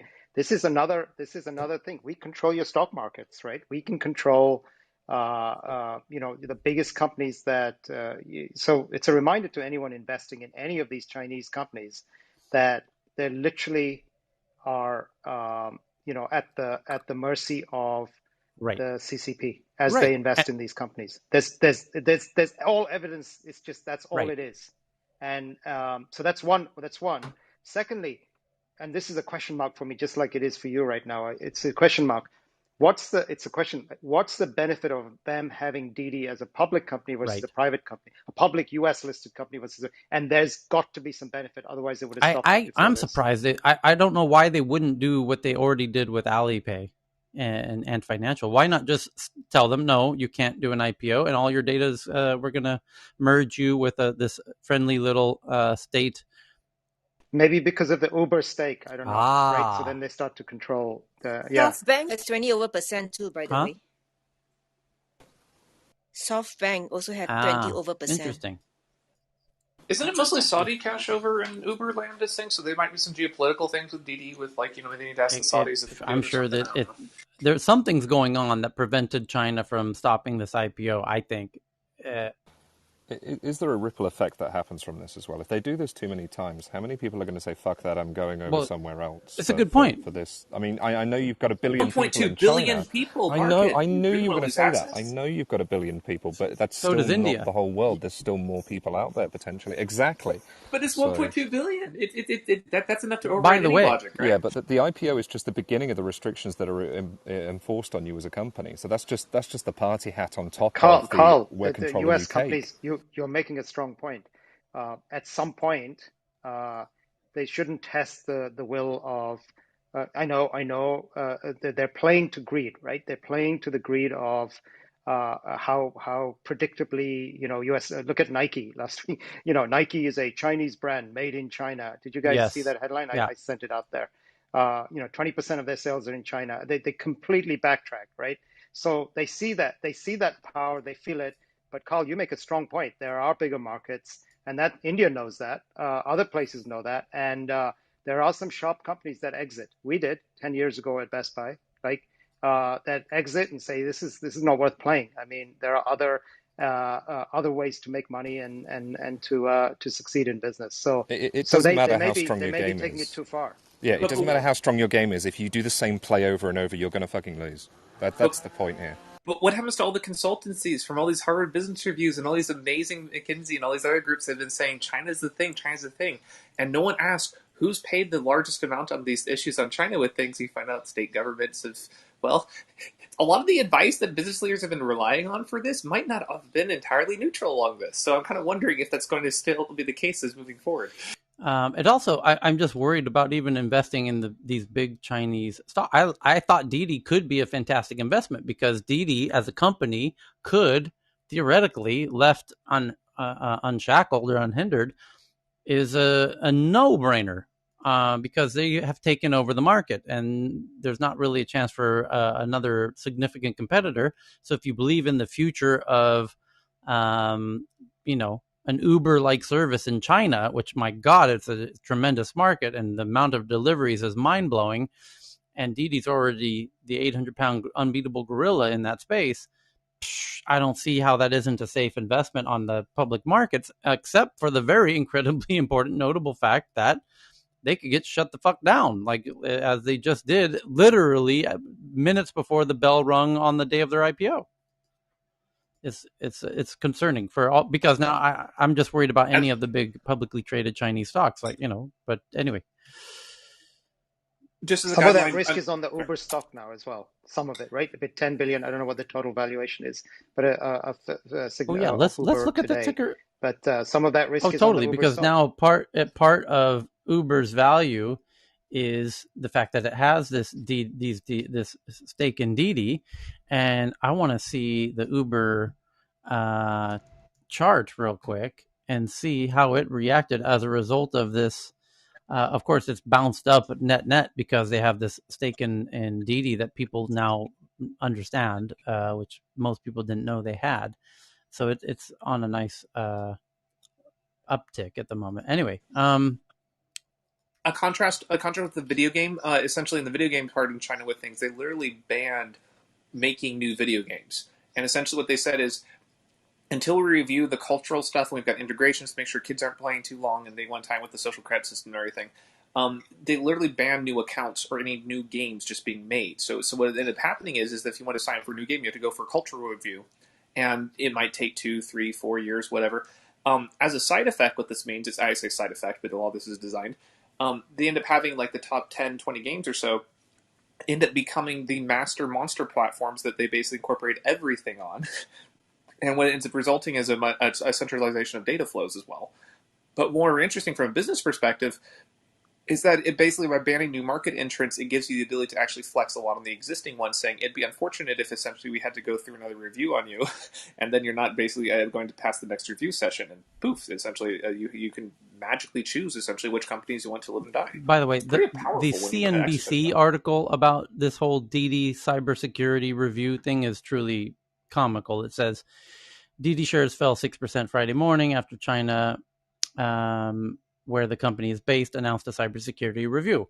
According to the English translation of China's announcements, new users will not be able to register for Didi's ride-hailing service during the country's cybersecurity review. China's move comes just 2 days after Didi's IPO in the New York Stock Exchange. The stock was poised to show another day of gains after closing up 16% Thursday. Shares of Didi had risen about 5% in the pre-market trading before China's released announcement, which then led to a rather steep decline. We plan to conduct comprehensive examination of cybersecurity risks and continue improving our cybersecurity systems and technology capabilities. But here's the really funny quote. As part of their filing for their IPO, they said, "We cannot assure you that the regulatory authorities will be satisfied with our self-inspection results, or that we will not be subject to any penalty with respect to any violations of anti-monopoly, anti-unfair competition pricing, advertising, pricing protection, food safety, product quality, tax, and other related laws or regulations." They can get us for anything at any time, for any reason. We expect that these areas will receive greater and continued attention and scrutiny from regulators and the general public going forward, the company said in its prospectus. Fair enough. That's a disclosure. Buyer beware. So kudos to Didi. I hope they manage to survive it, and why not? So, and it only been, no doubt all the Uber shareholders are as well. Cal, you just found an interesting one about Whole Foods. What's this all about? Why Amazon is investing in unplanned grocery purchases with Anycart. Shall we do this? Let's do it. Let's do it. Here we go. An Amazon-backed grocery startup hints at new strategy to steer customers towards bigger online purchases. Oh, wow. Really? Does that make sense? Amazon wants you to buy more? I must be reading this wrong. Let's try this again. An Amazon-backed grocery startup hints at a new strategy to steer customers towards bigger online purchases. That's the most honest first sentence of a paragraph of a tech startup I've ever read. Amazon invested in a company called Anycart through its Alexa Accelerator program. And after a year in beta, Anycart formally launched this spring. Anycart is a kind of kayak for online grocery shopping. And this Amazon investment, paired with the partnerships from its incumbents like Albertsons and others, hints at how, even an online grocery gains steam, grocers of all types are still exploring ways to get people to increase the size of their online shopping carts. And to do it, they are hoping to jumpstart a company that, unlike Instacart, doesn't retain customer data. Anycart passes off orders to retailers, which means that each store keeps the information about the people they are serving. I see. Okay. So, but Amazon is going to acquire as many of these delivery and shopping companies as they can, because that's the future of commerce. And thank you for that headline, Cal. People are retweeting that already. And Cal, you had another one about Walmart and healthcare. Earth to Cal. Yeah, just the branding of that. I thought that Yeah. was interesting, right? That's like they're using the whole vaccine, moment that we Yes. have to Yeah. Here, well, rebrand let's explain. Walmart as a Let medical company. Have we Yeah, been yeah, talking yeah. about Let's that or explain this. not? This is really interesting. So I just retweeted it from the Tech News Twitter account at TNATW. Walmart riding the vaccination rollout in America. I'm sorry, Walgreens. Or is it No, yeah, Walgreens wants to brand its stores as healthcare destinations. Yeah, I put the wrong thing on there. Yes. It's Walgreens. Riding the vaccination rollout, Walgreens wants to brand its stores as healthcare destinations. Walgreens' 17 million vaccination drive. And what they are doing is clearly brilliant. They want to be associated as a healthcare facility, because the future of healthcare is a kind of hybrid of retail and healthcare and tech and data. As Amazon damn well knows, as we've been reading in lots of headlines, Google knows it too. So it's going to get... You cannot get healthcare, you cannot get healing, you cannot get essentially medical care unless you basically conform to essentially every other system that technology has, which is fascinating because right now there's still remnants of HIPAA. They don't really work, but it's at least a remnant. We're now getting to a thing where saying you could basically risk this life thing that could kill you or not, or you can basically comply with every other system in existence. See, Walgreens is a part of Boots as well. Boots and Walgreens, they're like kind of one company, right? And in the UK here, and effectively, it's a Boots entity now. It's Boots acquired Walgreens, so people don't know behind the scenes a little bit a while ago. And Boots in the UK is very closely linked with the NHS, right? It's like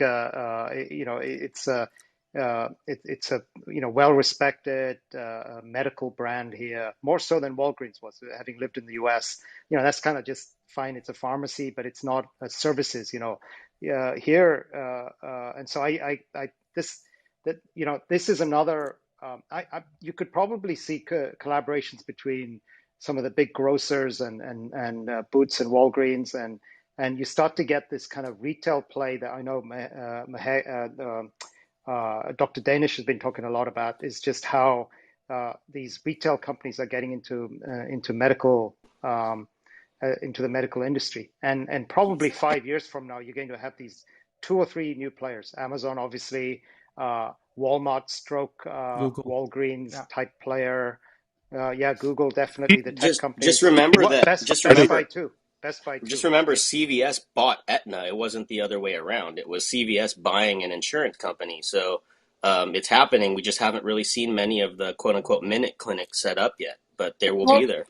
and Cal, that was such great context that you provided, because I was going to say I have to give it to Walmart or Walgreens, because they've long been in the get your flu shot here, not the COVID shot, but the regular, Right. just, seasonal flu shot, or come get your blood pressure taken here. So I think that had Boots not acquired them to help them to ramp up their game, they could have gone the way of eBay and other companies, as Tyler was kind of drawing parallels earlier. But I think that in the minds of local consumers, and when I think of Walgreens, I'm not in the US now, but they tend to be, just kind of placed in residential neighborhoods. So when I lived in Minneapolis, I could walk to my local Walgreens and get prescriptions or Redbox at the time, so it was just kind of a central hub. So I think that it's really, really smart. It'll be interesting to see what happens. And And in Lakeisha, because Can oh, just to sorry. give you quick context, Lakeisha, in Newbury Park there was 4 CVSs. That's Interesting. just nutty, right? This is a small town, and there's 4 of these CVSs. Like there's And they're two across the on street from each Reno. other. There's two on Reno. So much that when you go, it's like, are you on Reno north or south? And it's It just is a small town, especially in LA terms. Yeah, that's So crazy. one of the more interesting lists out there is essentially a list of businesses or franchises with the most number of locations. So you have like Western Union, which kind of partners with other groups as their storefronts. I think 7-Eleven is way up there, but Walgreens is actually, I think it's like the third or fourth, basically largest number of just physical real estate locations in the world. Now, what's really interesting about this is when you're looking at rolling out a new product or new service or something else like that, you start looking at, well, what's the fastest way to distribute to the largest number of people in most number of regions, et cetera, et cetera. That number starts to become very relevant if you start forming partnerships at that kind of level. And the people that run those sorts of calculations get very interested when they start saying, how can I basically move out standard of care to a maximum number of markets? That starts to get really interesting. And then, Chris, So one thing I'll add is if you actually look in that article, it also has a partnership with Village MD. And I think they're trying to essentially create, as Dr. Donish Halston talks about, is a one-stop shop where you often can get a physical and then just go right next door and get your pickup. So it's not that outlandish to think that down the road they could start slowly buying up practices or even making partnerships with physicians close by and make it a one-stop shop. And there's another player that's actually playing big too. In Canada, for instance, the same model has been implemented and it's working great for a company called Shoppers Drug Mart, which is bought over by Loblaws or Weston Corporation. And that's what they've done. They've actually integrated all the pharmacies, the grocery chains together, and they're selling multiple products in one place. Another big player that you guys have to watch out for is the distribution companies, the major companies like McKesson, Cardinal Health, because McKesson bought over Rexall Pharmacies, which is a large chain of pharmacies in Canada, and they've actually upgraded everything to compete. And I could see why they did it because then you control the exits, right? So, I mean, McKesson does the background, but if Amazon comes in big and does the logistics and distribution, then they would be knocked out of the business there. So, McKesson and Cardinal Health have actually made some inroads as well. Okay. Well, I'm starting as an American. It was always been confounding. Like, how is America gonna get out of its healthcare predicament? And for better or worse, it seems it's going to become the big data companies are going to get their grips all over it and come up with very reasonable data-based, sensor-based type of healthcare that actually is quite fitting with American sensibilities, which is I pay for myself, thank you very much. You pay for your damn self. And I'm not at risk, so go fuck yourself. I'm healthy. Why do I need to pay for your, it's just this very American perspective, which is I shouldn't have to take care of anybody else but myself. Thank you very much. So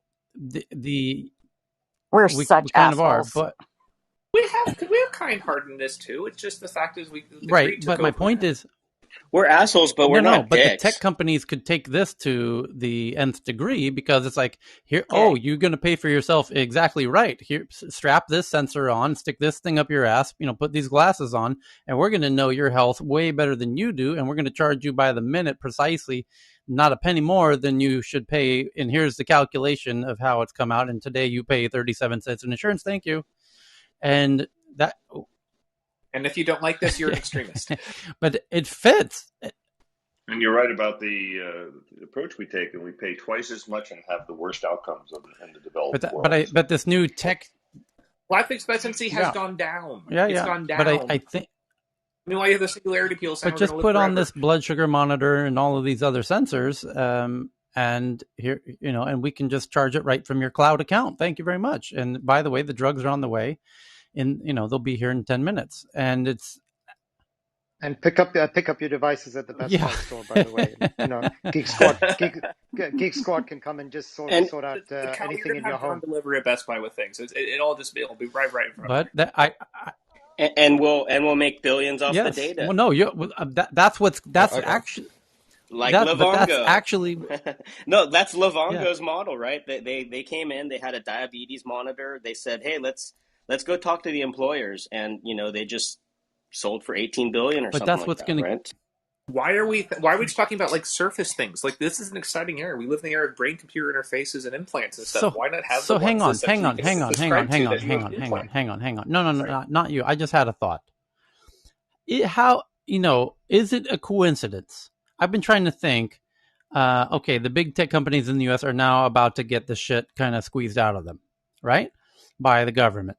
Is it a coincidence that it's happening right now at the moment when they're about to go in and take over medical land, and all of the big medical insurance companies and the whole industry, the medical industry, which is so ridiculously inefficient and have a great racket going, um, are about to get their clocks cleaned by the likes of Google and Amazon, and they go running to Washington D.C. and say, you know what, it's time to check these tech geeks and stop them before they start acquiring all, getting into our little racket. Is how crazy does that sound? I mean, it's an element, but how big are they compared to tech companies? I mean, the movie industry tried to do this with things, and they got Yeah. their asses handed to them. Anyway, I'm just trying to figure out why simultaneously in so many countries. There is an aspect. There's an aspect. I don't know, but like cause and effect gets tricky for some of these things. One of the things that pharma and the other companies have with government things, there is some stuff that hasn't become public yet. With things like there's some deep dark shit with like the bioweapons and some testing and human stuff, and there's some weird things that happened during the wars that never quite got explained with things.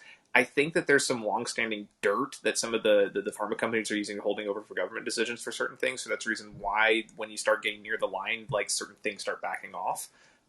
There's some geopolitics on this one that doesn't get covered. So I just want to throw that out there. That might come into play in the near future if you start seeing pharma companies start putting a little more leverage. It would be under something vaguely in that space. So just throwing it out there. Okay, let's jump into other hot topics. Evan, you had one about a Chinese breakthrough allows physicists in China to build the world's most powerful laser. According to the South China Morning Post, the technology leap would allow the firing of a laser 10,000 times more powerful than all the electricity grids in the world combined. That's Correction, it's a freaking laser, Tyler, what? not a laser. It's a That's freaking laser. that's a freaking It's a freaking laser laser. beam. I'll take it one step further. That sounds like a freaking Death Star. Is what that sounds like. Well, for a billionth of a second, it will be very beautiful. I'm very serious. That's the key technology that lets the laser work. Is that they reduce the amount of time. It's this really cool thing. I have like terahertz lasers and stuff, and just for that The headline should have been, "Is China building a Death Star?" That would have been much catchier. Well. So here's the thing. I actually does relate. So the thing is those lasers. One of the main things you use them for is actually for calibrating high energy physics simulations. When you ever see something about the news about like so and so gets like world's fastest supercomputer and they do LINPACK and stuff, the reason why that's interesting is because those weather computers weren't designed for weather systems or climate change stuff. They're originally designed for nuclear simulations. Because when we banned open air testing, all the nuclear weapon stuff moved to in silico testing, and they basically create a little virtual simulation, and they just set off nukes all day and see what happens Chris, with them. why do I have the sneaking suspicion you have a laser in your basement? Well, that's a good suspicion. I actually do host a nuclear weapons club here in Clubhouse. Please join if you want to be on a list. So the reason why I bring that up about the lasers are one of the key technologies used to calibrate those simulations. So whenever you see some headlines, there's a set of key technologies that are used for weapons programs, where if you see someone make an announcement like that, there's also a little bit of saber rattling in the background for people that know how the tech stack works on that. No, that's me opening. And that is That's me opening a bag of nachos. That's not saber rattling. Sorry to take us off topic, but yeah. Why don't we have a bigger laser than China, Tyler? That's what I want to know. Can I just point out, can I just bit more realism to this? That the article linked obviously is behind a paywall and whatnot. It's not but they for are me. saying That's that weird. it's in 2 years. So it's in 2 years they'll have this technology. So the breakthrough that they have now may lead to a laser this powerful in 2 years. And as with all scientific breakthroughs and physics breakthroughs like this, you've got to add an order of magnitude onto that. Here, let me read it. A research team in Shanghai has achieved a technological breakthrough to allow them to build the most powerful laser on the planet. The leap means they could fire a 100 petawatt shot in about 2 years. that's a lot of foreplay. A scientist involved in the project told the South China Morning Post on Tuesday the single pulse would be 10,000 times more powerful than all the electricity grids in the world combined.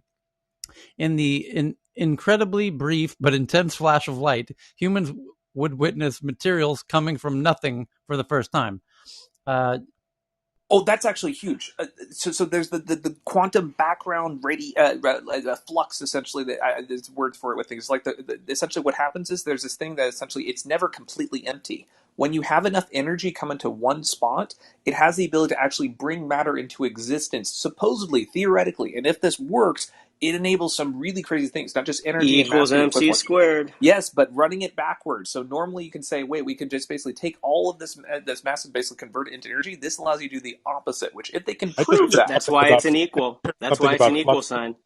That's why I Hey, just heard something Chris. about flux capacitors. That's the only thing I took away. That's a real technology, by the way. It's using nuclear stuff with things. They use it for generating large magnetic fields of high Teslas. It's an actual thing. Hey, Chris, do you agree Chris. that go on with your question first. I'm just curious, Chris. I'm a brown guy. Should I be following you? Maybe. So we've got a lot of people from all the different sections of the world. I've got intelligence agencies from multiple state governments that basically are Oh, following me damn. here in Clubhouse. I've got InQtel CEO, the person that started that here a few days ago. I'm very happy about that. So it's fun conversations for everyone. Okay. And folks, it's funny because Chris and I go back a bit because of the project we worked on. And yeah, when I was getting texts from this random guy named Chris, I also worried if I should be contacting him. If it makes you feel any better, my friends basically have had 8 or 10 of them with things that all had their phones bricked around the same period of time with things, wonderful, wonderful deals started showing up for them with things. So it's not necessarily like a lot of people wonder about how these technologies are used or something. I'm in this fun world where I've gotten to basically experience a lot of what everyone else gets to play with in a few years from now. So what I say about the things about nuclear things, it's worth paying attention to because this is going to become a dominant news headline in the next few years. We currently think about like COVID as like, oh no, it's like the thing that came out of nowhere. There were signs leading up to this before then, but it just wasn't something that was worth paying attention to because etymology was the lowest paid field. I'm sorry, not etymology. Sorry, epidemiologist was the lowest paid profession that you could get in academia. It just wasn't worth paying attention. Nuclear's in the same category as something where it's not something that people really want to think about, but it will become dominant in the near future. So it's a great time to learn about stuff. So anyway, sorry to not a problem. Here, next topic: drone spotted over High Commission in Islamabad. India lodges protest via the Indian Express, and the article says because there's a whole lot of drone silliness happening now around the Pakistan, Kashmir, India areas. We had that Air Force base that got had 2 drones do some explosive. The incident came to light amid growing concerns in the security establishment in India after explosive-laden drones were used to carry out an attack on the Jammu Air Force Base on June 27th. And a drone was spotted over the Indian High Commission complex in Islamabad last week, and Pakistan has been asked to investigate the incident and prevent recurrence of such breach of security, the External Affairs Ministry said on Friday. The Indian mission had also lodged a strong protest with Pakistan over the incident, though through a note verbal, which is a diplomatic communique. Popular people familiar with the development said the incidents came to light amid growing concerns in the security establishment in India after explosive-laden drones were used to carry out the attack at the Air Force Base on June 27th. Here's the quote. A drone was spotted over the premises of the Indian High Commission in Islamabad on June 26th. This has been taken up officially with the government of Pakistan. We expect Pakistan to investigate the incident and prevent recurrence of such breach of security. It is learned that the drone was sighted within the complex when an event was being held at the mission. Asked about the drone attack on Jammu Air Force Base, Bagchi declined to comment. I don't know who Bagchi is, and only said that the investigation into it was in process, but a whole lot of drone craziness going on, and that is related to the next headline, which is Indian military developing capabilities to deal with drone threats. Oh, wow, what an interesting couple of headlines back to back. The easy availability of drones has increased the complexity of security challenges. $100 and you can make international news. It's amazing. Indian military developing capability to deal with drone threats. According to the army chief, the security establishment is well aware of the challenges and certain measures have already been put in place to deal with them. He said the easy availability of drones has increased the complexity of security challenges, and the Indian military is developing capabilities to effectively deal with the threats, be it from state-sponsored elements or by states themselves. Army Chief General M.M. Naravine said on Thursday in an address at the think tank. He said the security establishment is well aware of the challenges and certain measures have already been taken into place to deal with them. And here's the quote: "We are developing capabilities to deal with the threats, whether they are state-sponsored or by states themselves. We are developing capabilities to deal with the drones threats, both in the kinetic and non-kinetic realm." Oh, interesting. Mortars do wonders. Silly string. I have a distinct memory of some handsome fellow working out how much TNT you can carry on a drone a few days ago, Carl. And then we've got this headline. I can't remember who that was, but he was a handsome devil. Who are you guys? So just throwing this out there with things like, whenever you look at like explosives and TNT and other things like this, we think of explosives as something that's like, oh, this is the thing that kills people. There's a whole branch of engineering that has nothing to do with causing harm to people. It's actually more of a creative one. The mining industry uses things like this, but there's a whole branch of really cool things you can do with high energy stuff. The reason why I do bring that up is that one of the things that a lot of people don't realize is that the quantity of that you basically have on weights is only one part of that. One of the things about shape charges is that you can basically use them at creating like these jets. And the reason why this is relevant for this, the standoff distances that we think of with drones are not what people or not what is technologically possible. When people think of like a hand grenade, they think of like the range of being like 5 or 10 feet or something like that, because they're designed to do that. The same amount of energy on a drone, if you basically do it as a shape charge, can project that several miles worth of things. Although effectively with aiming and accuracy, it's more about like half a mile or so. When you start looking at those combinations of technologies, the security situation completely changes. And what's really interesting is watching as these security professionals are basically going through the reviews of what drones are capable of, what the explosives are. It's still taking them a while to actually look at what these actually mean as military weapons. They haven't realized this thing yet. Chris, when they do, you're getting a big point as well, is that as soon as you get indoors, you then get like that 20-30% increase as well because of the enclosed space. So you don't even necessarily, I mean, the shape charge is great if you want to blow down a wall, then you're looking at maybe an ounce, if you pack it right. When you start talking about getting into an enclosed space, which of course drones are very good at, you're a mile away almost, you can get it into a building. You can, and you do it quickly. By the time, what is a security guard going to do if a drone flashes past him and then through an open window? They're going to do nothing. Absolutely or just imagine nothing. the jets being able to project a jet of energy, or the projectiles themselves. So you convert in all that to connect all that explosive energy, convert into a kinetic thing for a single physical bullet, essentially. And you just pack pellets around it. You just pack pellets around it, and that's it. And then you're indoors, and you've got your 200 grams worth of C4 packed with pellets, and that's it. You've taken out the room. Why would you want to? It's been a fun room, guys. It's been a fun room, Tyler. Okay, all right. Sorry, I'm getting a little topic here with things, but yeah, tech news.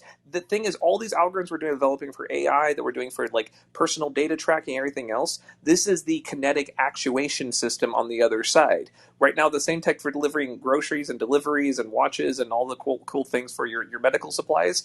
If it is weaponized, these are the sorts of things that will happen with it. So that's the I want to elify it for Chris here. This is the tech news around the world, guys. This is we discuss these issues. Anybody that's new, that's joined, etc. I'm gonna just say this: we discuss these issues, we talk about them. It's all talk here. It's some amazing scientists talking about stuff. There's don't try any of this at home. This is just. I will step off the platform a little bit with things. Sorry for Chris, let him talk. I've got a good article here, actually, guys. It says government spends trillions on weapons, claims there's no money for healthcare. This was actually came out after the U.S. budget was $778 billion on its military last year alone, and that's combined. That's more than 10 of the last companies combined. So in terms of going forward, I'm wondering how much of that money could be spent on the post-pandemic budgets. It would be wonderful if we spent this on basically ways of helping people, because I mean this is what we should be using our skills for. JT, you had an article about the Tokyo Olympics augmented reality. Yeah. So at the Tokyo 2020 Olympics, fans are going to be receiving wearable AR devices, and essentially they'll be able to view overlaid graphics and info like leaderboards, lane information, the names, and the flag of the nation. So this is only available at the Tokyo Aquatic Center during the swimming competitions. But they're giving. But I think this is like the first case study of actually using wearable devices in AR It says it's in a sporting events. 5G AR set. That's a special kind. It says spectators at the sailing venue at Enoshima Yacht Harbor, which I used to live at Enoshima Harbor in Kanagawa. And it was funny because it's a little town with a little island called Enoshima. It's funny to see the name. Yeah, at the end of Kamakura, I love that place. There's an Eno spa there. I used to live in Enoshima sundemashita yo. So that's just funny that I didn't know that part of the Olympics were happening at Enoshima. But anyway, you take the Toyoko-sen for about an hour south of Shibuya Station, and you get right there. Anyway, so next to Yoga, well, it's not. Anyway, they're saying that it's a piece of hardware that they're giving the fans that connects to 5G that allows them to see augmented reality info of the action. And you can see it by looking at the Twitter account. You can actually see kind of a mock-up of what the person wearing this headset sees when they look at the swimming pool. The swimming pool now has new data overlaid on top of the pool, so you can see which country is in which lane of the pool when they're swimming. It's really cool. And what else? Thank you for that one, JT. But keeping it on the topic of VR, Dr. Fran, who I think's in the audience, sent in another interesting one, that Walmart's solution to teaching workers kindness. Walmart wants to teach kindness to their team members, make them, better employees by being nicer to them. Is it with the team cheer in the morning? No, that's Japan. But this is. Well, they do it in America with things. It's a big part of the culture. With every day, they basically gather around and do a team cheer. They do in Japan. Anyway, in Walmart, they're using virtual reality. The retail giant is using technology to help employees practice empathy and who have difficult conversations during COVID-19. And now they're being trained with VR experiences on how to be more empathetic with their team members. Thank you for that headline, Dr. Fran. That is kind of a wild, interesting corporate use case of empathy with customers. That's kind of cool. Instagram to shift focus on videos to take on TikTok and YouTube, which we covered yesterday, that Instagram announced they're going into video, which we said, no shit you are, because you're also going into e-commerce. And if you're going into e-commerce, you can sell a lot more with videos than you can with photos. And by the way, we're going to help you figure out your future roadmap by letting you know you're also going to go into live videos very soon, because you're going to make more money with live videos than short little videos. So TikTok also announced they're going from 1 minute videos to 3 minute videos, to which I say, TikTok, I can even predict for you what your next feature is going to be, which is live videos. Because TikTok and Instagram and all these apps are very quickly going to figure out that there is an incredible windfall of cash to be made by going to live streaming videos.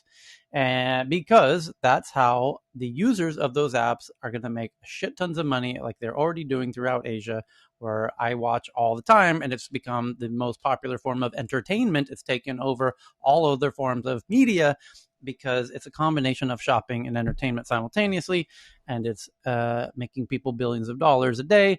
And that's why I know you're going to do it, because you're greedy fucking bastards. And that's why we love you.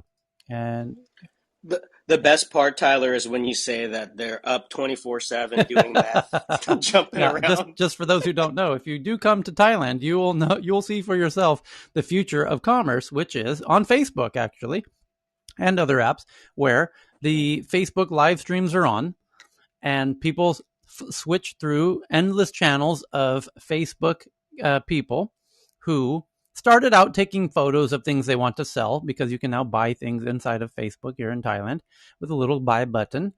And then people realized, actually, I get a lot more purchases if I make a little video rather than a photo. So people started making 1 minute videos and 2 minute videos and 10-minute videos. And then they realized, if I do a live stream, I can sell this product and answer the questions of the viewers in real time. Aha. Oh, that's why it's going to be live stream, because when somebody's on my page, they're going to leave me a question like, is this thing gonna fit my, I have awkwardly big feet, will it work for me? And I can see that question in real time and say, yes, you big-footed crazy, yes, this will work for you, no problems. Do you have other questions? And the thousands of people watching in real time can all ask questions, and I can answer them in real time, and it becomes a live TV show. And that's the future. And when you come to, yeah. You know what I No, what I saw this week was live stream, but this woman, she was doing her own personalized QVC auction. I mean, not QVC, but for her boutique. And so she was modeling the various pieces, and she said, how many pieces she had, just like QVC. But she was using Facebook Live and selling it in the moment. And when she was out, she was out. I mean, it But was it yeah, was when fascinating it's because I'd seen her do yep, regular live, like, oh, I just got this dress in. Isn't it cute? It comes in yep, 3 colors. But this past week, she was like, okay, I have 5 of these left. This yep, is the price. These are yeah, the sizes. yeah, because Sold out. Now I have 2 of she these. she Exact. knows What her was that? inventory amount, and she tells the people watching live, I have 50 Absolutely. of these, here we go. And Lakeisha, I'm willing to bet $100,000 right now that she had a little bell, and every time she got a sale, she rang the bell and went ding ding ding ding ding ding ding, like that, every time somebody made a purchase live in the audience. There was a sound effect. You're absolutely right. And she had, someone who told her kind of the running Correct. inventory so that she can just Yep. say, bing, Yep. sold out, 5 on to left. the Ding, ding, next. ding, ding, ding. Every time somebody buys one, ding, ding, ding, ding, ding. And then so everyone watching knows, oh, now there's 10 left. Okay, now there's 5 left. Okay, now there's 3 left. Okay, now they're gone. Tyler bought 2. Tyler out Right. on his But island bought 2 today. yes, Ding, ding, ding, and ding, ding. that's what's happening is they do the live streams when it's getting so popular that these live stream hosts who are selling incredible amounts of stuff, when they need to take a bio break, they just hang up a sign that says back in 30 minutes on the live stream, and the people hang out there in the room, and then they go to another one, and then they come back 30 minutes later, and then she's back, and then she's done a whole new mountain of meth, and she's ready to roll. And she's, back at it 24 hours nonstop, Red Bull, 10 liters of Red Bull on the ready, intravenous, and she's just cranking out sales of crap all day long. That's the future. It's as clear as day, and you can watch it here in Thailand anytime you want. And there's lots of people doing it, and they're getting very good at it. And so that's why Instagram's going to go to longer form video and eventually live video. And that's why TikTok, even though they just announced 3-minute video, is actually going to go to live stream video. All of you guys at TikTok and Instagram and Snapchat and YouTube and everybody's going to now go to live streaming video, because that's how the e-commerce is good. That's how the spice train rolls, baby. That's how the money gets made. It's all about that money. And that's how it's going to happen. And because you can sell a whole lot more when you're engaging with your audience live in real time than through a pre-recorded video or a photo. So thank you to... This sounds horrible, very much like TV Shop from Swedish TV3 in the 90s. Oh, horrid. It's much better, because the people you saw on TV was one person who was picked out of 40 people who showed up in a casting call, and they tested all 40. They said, okay, let's test you for a minute, and they tested 40 people and they picked the best one. This is very different. This is fully democratic. You have a nation of 100 million people, and half of them are taking a stab at this, and now you've got 50 million people all competing to sell you stuff. And the most popular ones, it's a pure meritocracy. And the most amazing ones quickly rise to the top. It's like the, American Idol of QVC shopping. And it's based on dollar sales. And you'll see how it goes. Yeah. And wait until the powerful feedback mechanism of real-time bargaining comes in, because essentially, as we're talking about this, we're taking street vendors and putting them into an internet situation. So you can believe there's going to be commoditization of certain things where, hey, I'm going to go to this guy's stream because I know I can bargain with him. If I buy 5 shirts, he's going to throw in a 6-1 free or whatever. That's where you're really going to start getting some major stickiness, in my opinion. I just want to point out How, it's actually been happening for a very long time. All those MLM moms that were selling Lululemon and all that other Shampoo. crap. Yeah, they did live stream things all the time. They called them fashion shows or pop shows or whatever it is. And I lived in an area that had a lot of stay-at-home moms. And there was like constant barrage of people selling the same damn shit. But they've been doing it for a long time. And they bring their kids on to do this stuff. So this is actually pretty old. It's like at least, 5 or 10 years. The new part is the technology that enables you, as you're watching it on Facebook, TikTok, Snapchat, Instagram, the buy button right there in real time, and for that person to do that sale in real time and talk to you while you do that sale. And the talking has happened. They did that already. They did the talking and the live chatting. The talking is very old. And the buying you could do. It's been around. People for have a been while. talking I'm for sure a very it looks long better time. now, Yes, but that's not How- that's not the new part we're referring to. Yes. Tyler, you live in a country that some salesmen actually take as an insult if you don't try to No, haggle. not at all. How do I haggle on Thailand these doesn't haggle. platforms? Yeah, you're thinking of somewhere else. The last time I was on Phuket, I haggled a lot, and they had good fun I with can it. tell you that they were sending each other messages on their instant messenger app saying, "Watch out for this idiot. He's trying to haggle." This was 2001. They didn't have that one. They had Line in 2001, I think. Anyway, Thais don't want to haggle. Interesting little side note there. Things the haggling with merchants thing.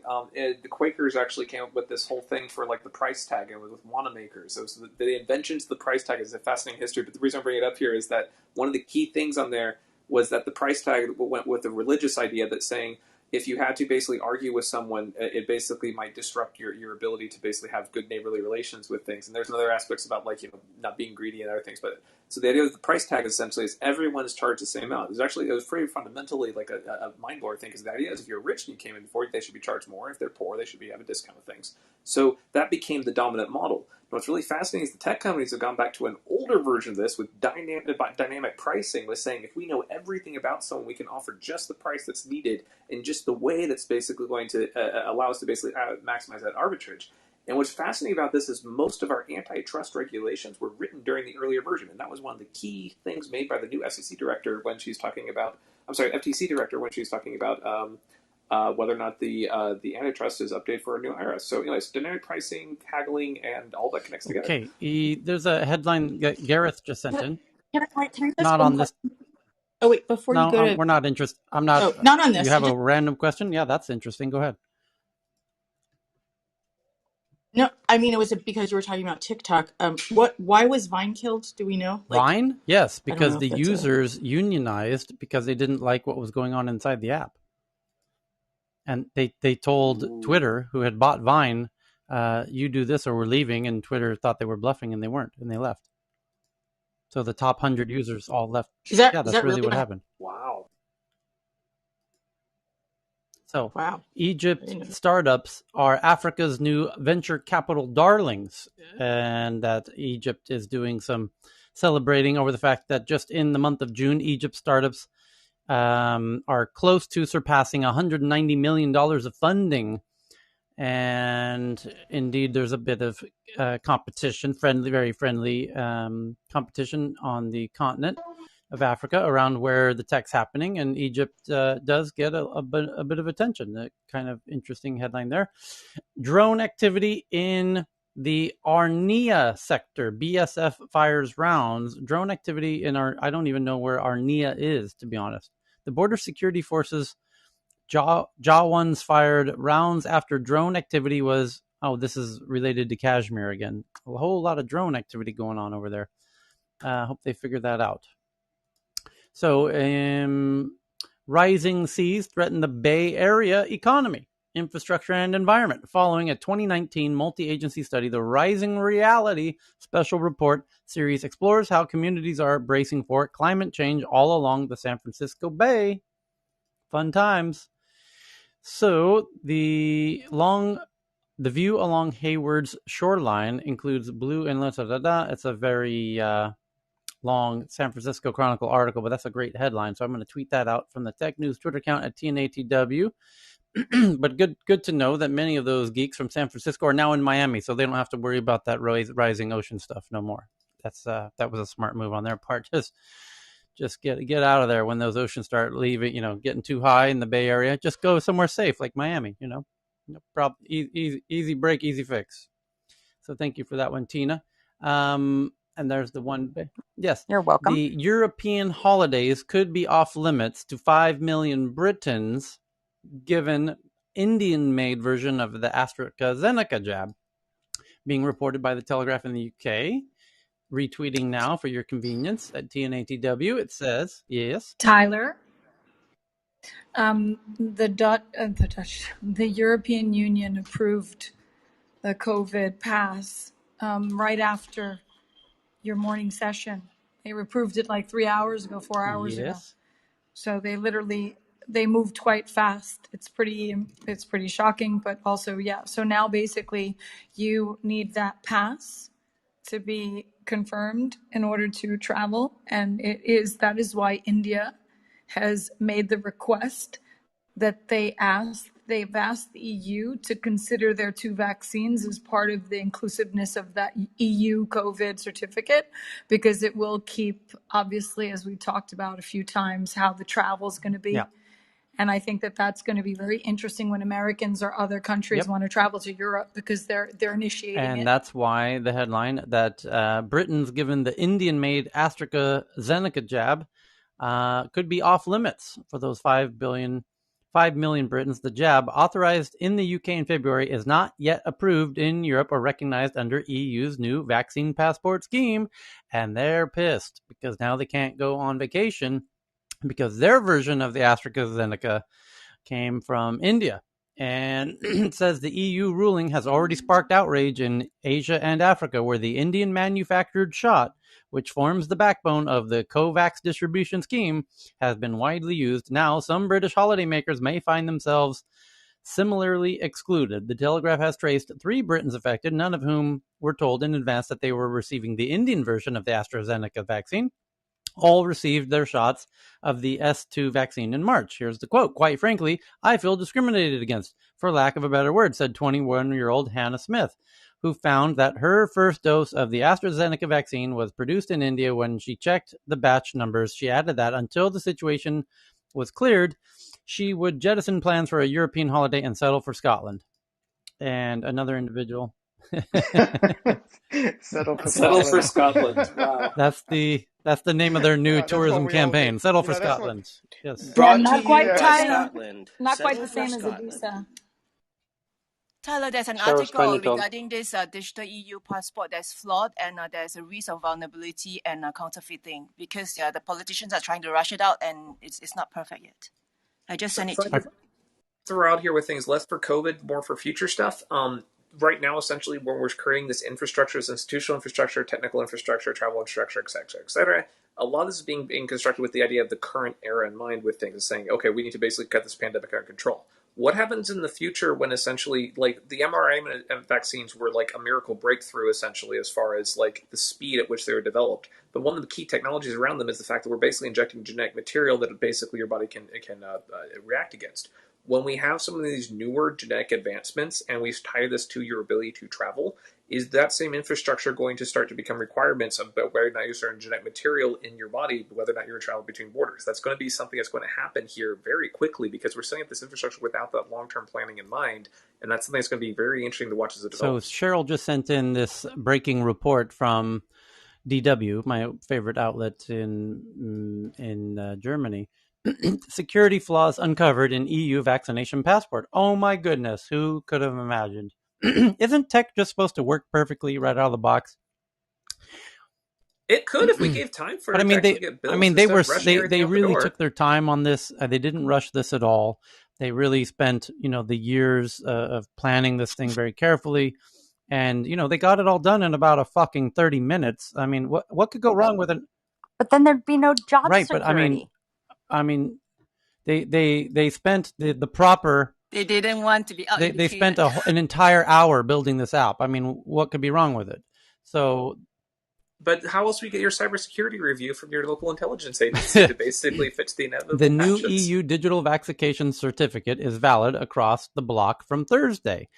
The electronic passes were developed to a tight deadline, and several vulnerabilities have been left open. The EU's digital vaccination certificate for smartphones promises more secure freedom of movement both within Germany and beyond its borders this summer. While politicians have been quick to take the credit for its speedy rollout from Thursday, experts from Germany's security firm G-Data Cyber Defense have discovered a number of vulnerabilities, including the risk of counterfeiting. Good times, and I can now see a very lucrative market in counterfeited digital vaccine passport certificates. Black markets are going to get really weird. Had a max headroom, anybody? Thomas Siebert, head of protection technologies at GDA, said that this was not due to the lack of technology, but rather the speed of the passport's implementation. Well, Jesus, Wally, who would have guessed? Who would have guessed when you try and build an app that should take 6 months in 6 hours that you're going to have problems? Being able to present a quick solution before the start of the holiday season was obviously more important than a solution that was secure from the start. Well said, Siebert. Yeah.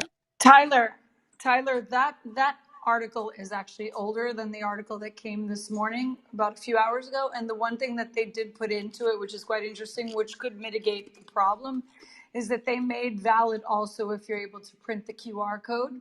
So you can print your COVID information on it because the docs are doing it already and they're already traveling like they love to travel. And they're just printing it up on QR codes. They're just printing it up on paper and putting it in their passport. So they're not even like really Indonesians are very familiar with the Dutch travel. The Guam offering, speaking of this whole issue, Guam offering Airbnb, oh how clever, Airbnb, vaccination and vacation. The new program is primarily aimed at U.S. expats in the Asia-Pacific region, although other nationalities can join.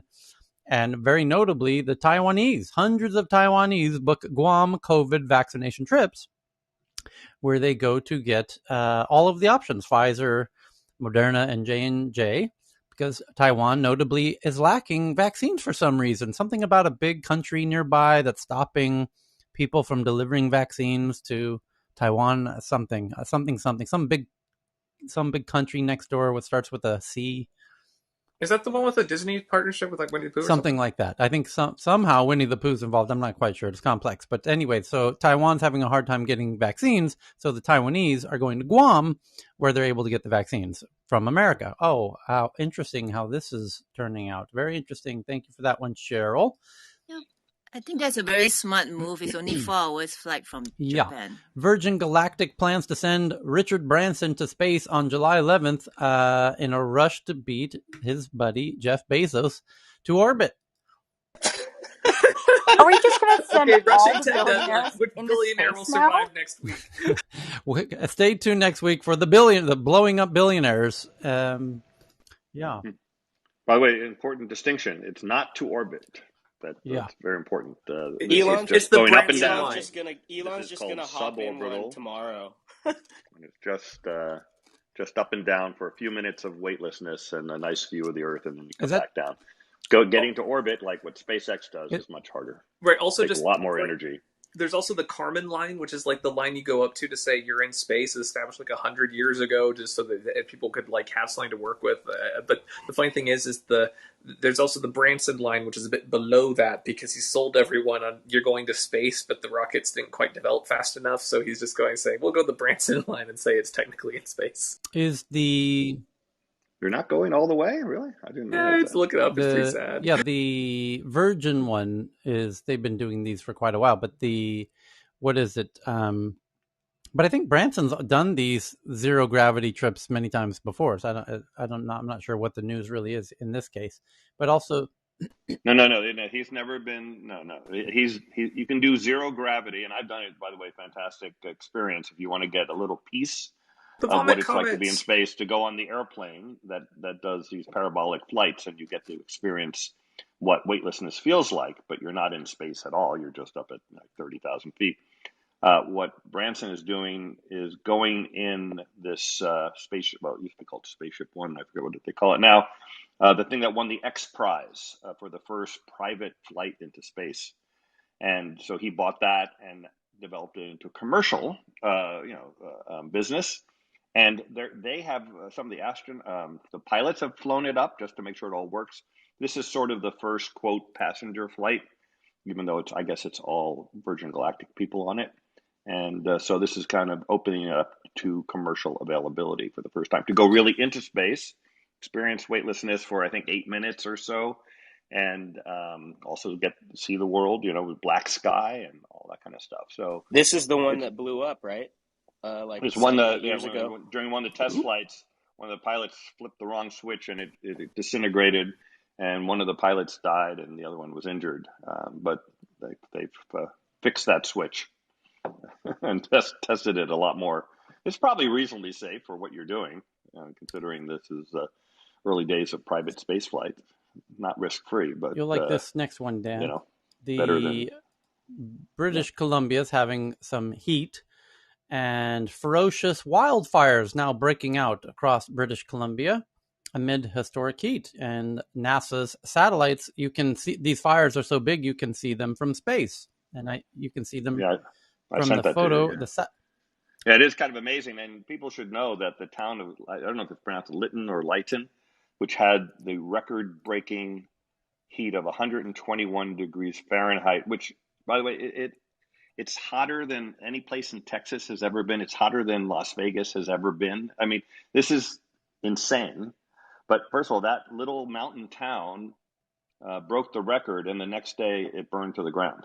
So Lytton is 90% gone now because it burned down. So this whole climate thing, it seems to have consequences. Take a look at the photos from space that were just tweeted out at the Tech News Twitter account. Same in Russia, by the way. Jesus, Dan, you really got to control yourself, buddy. So the satellite photos that we just tweeted out, you could see the flames from the satellites up in space. This is like nothing I've ever seen before. Highly encourage you to check it out.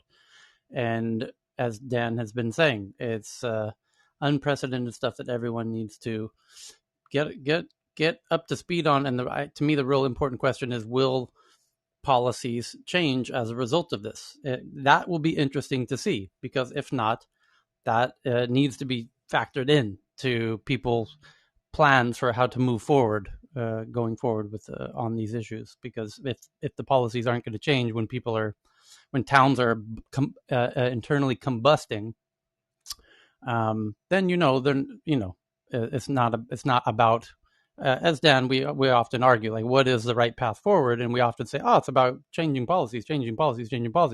Well, if their actual house burns to the ground and they still don't change the policies, I'm not so sure putting political pressure on getting them to change policies is necessarily the right solution anymore. So that's why it's going to be interesting to see how when the beginnings of this more extreme type of weather behaviors gets the correct attention it deserves. Sorry, go ahead, Dan.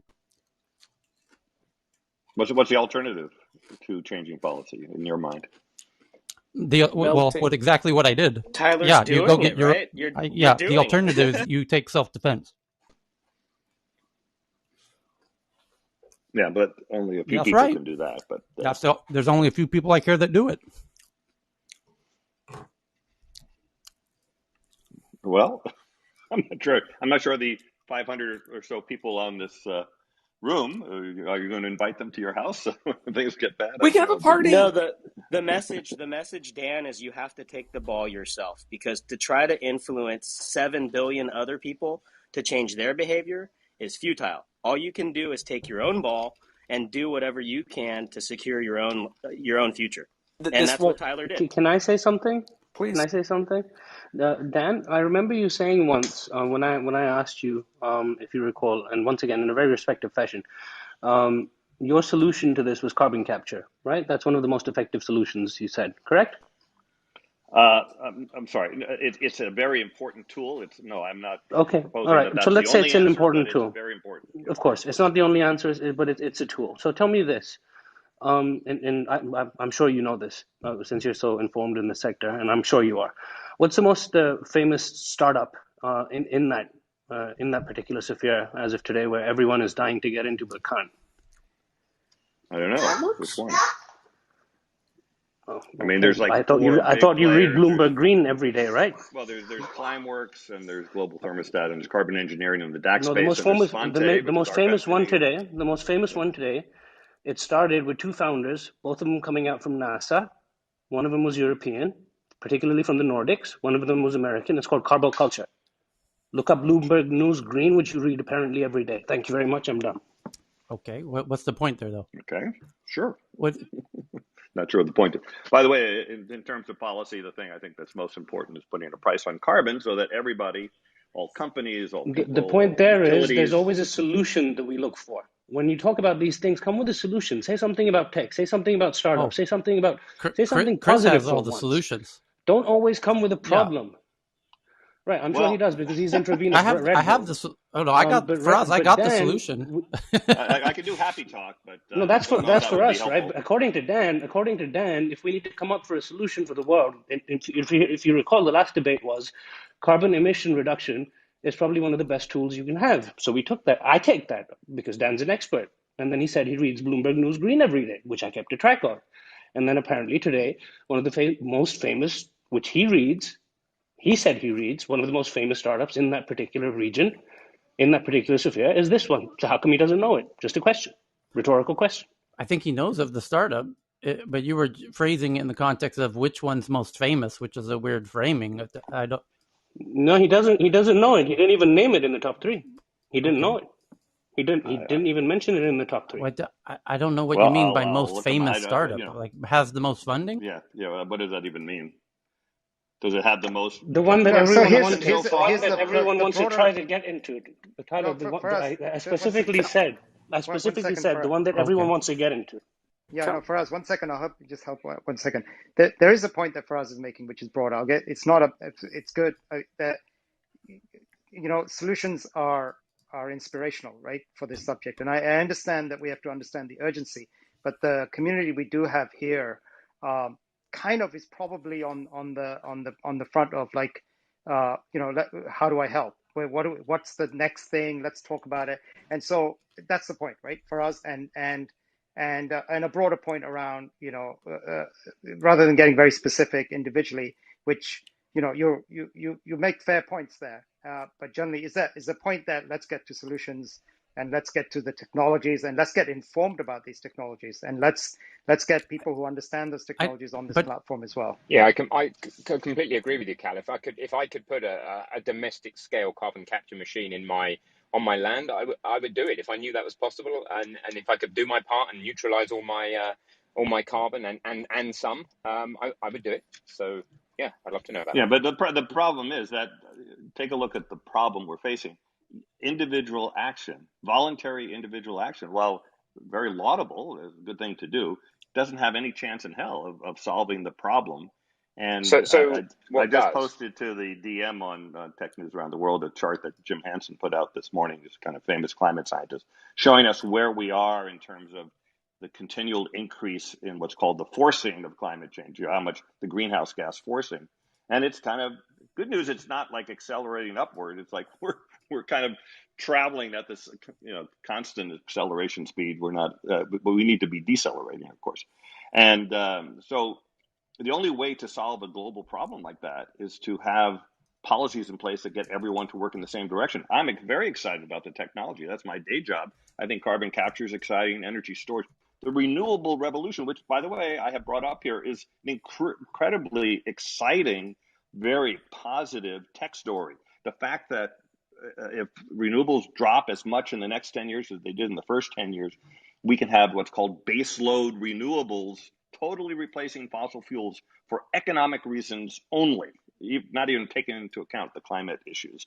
And it's going to transform the world and bring people out of poverty because the poorest in the world will be able to get clean energy for 1/4 the normal cost that it is today.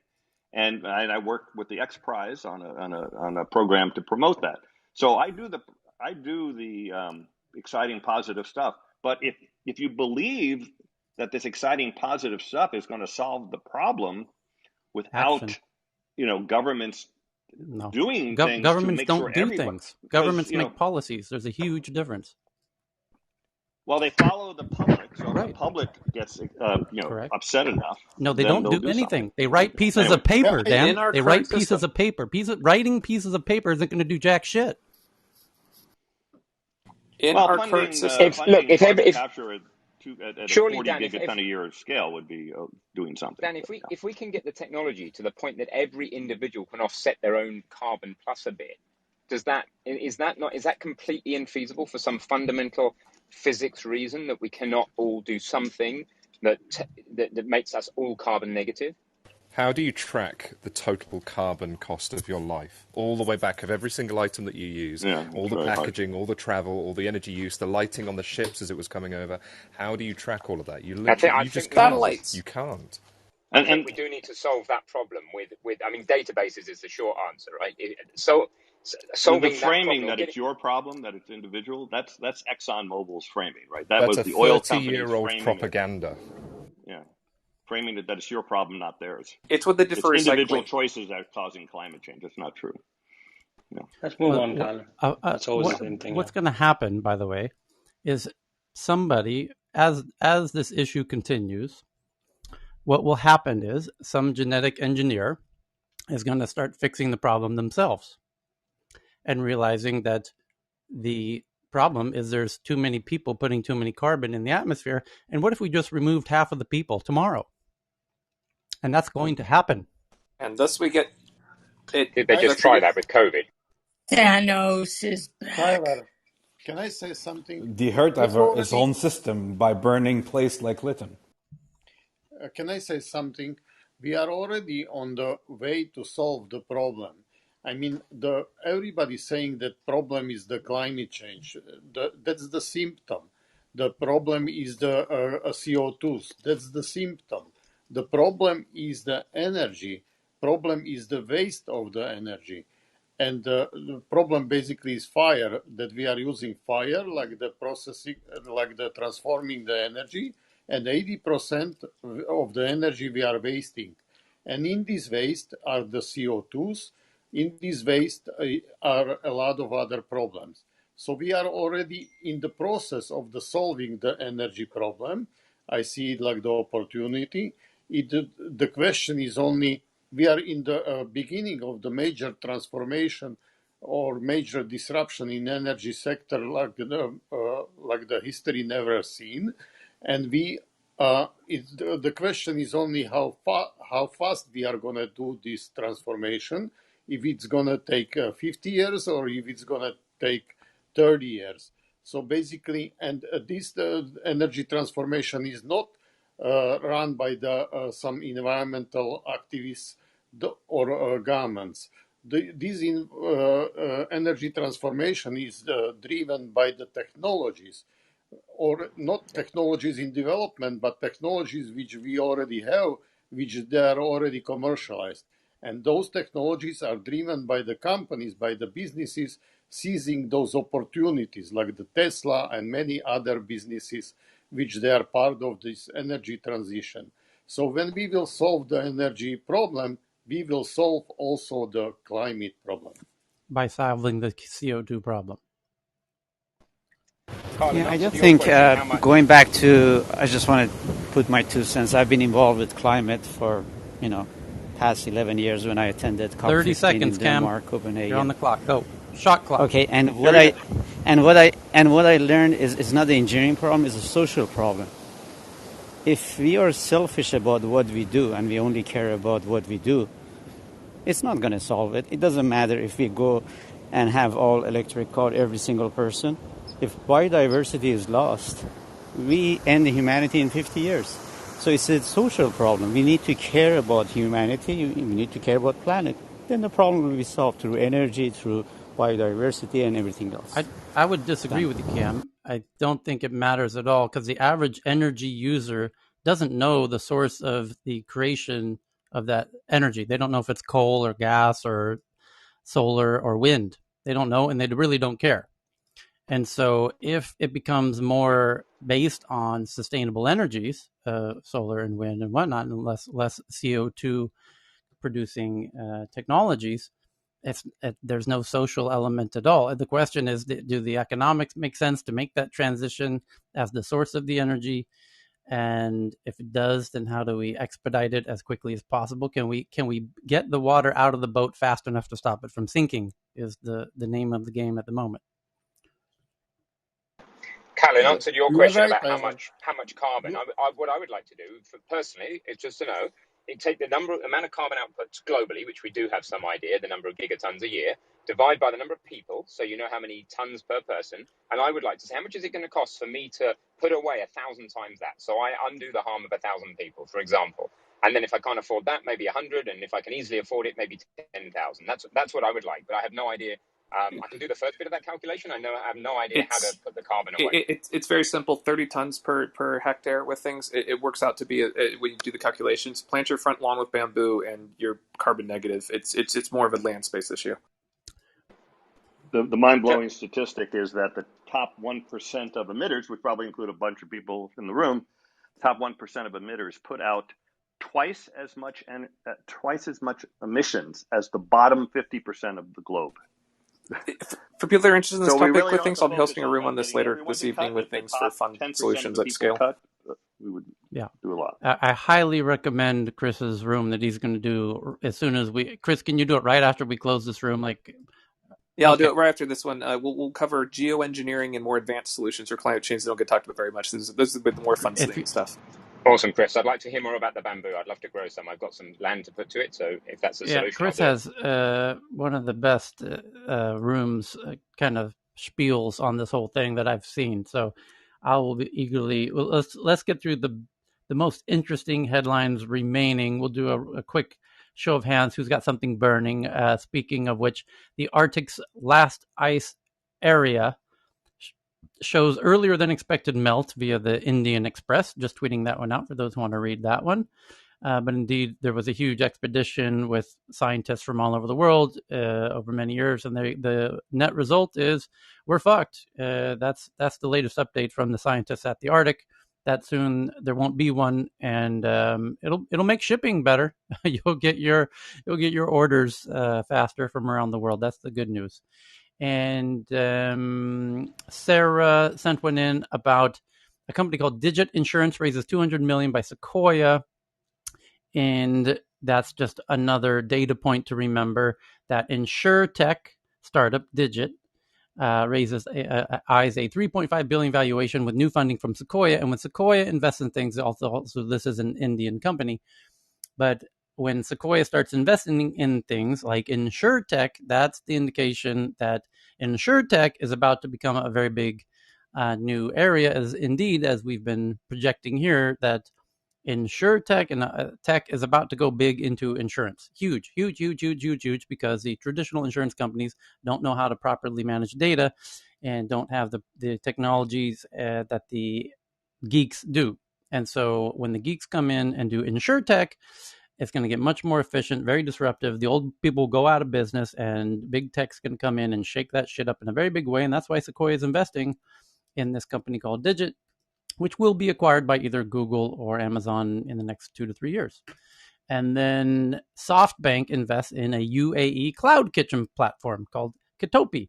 And congratulations to the UAE on this new unicorn called Kitopi, which is a cloud kitchen, which is another one of those huge areas. And when SoftBank invests in things like cloud kitchens, that's all you need to know, that cloud kitchens are going to become incredibly big.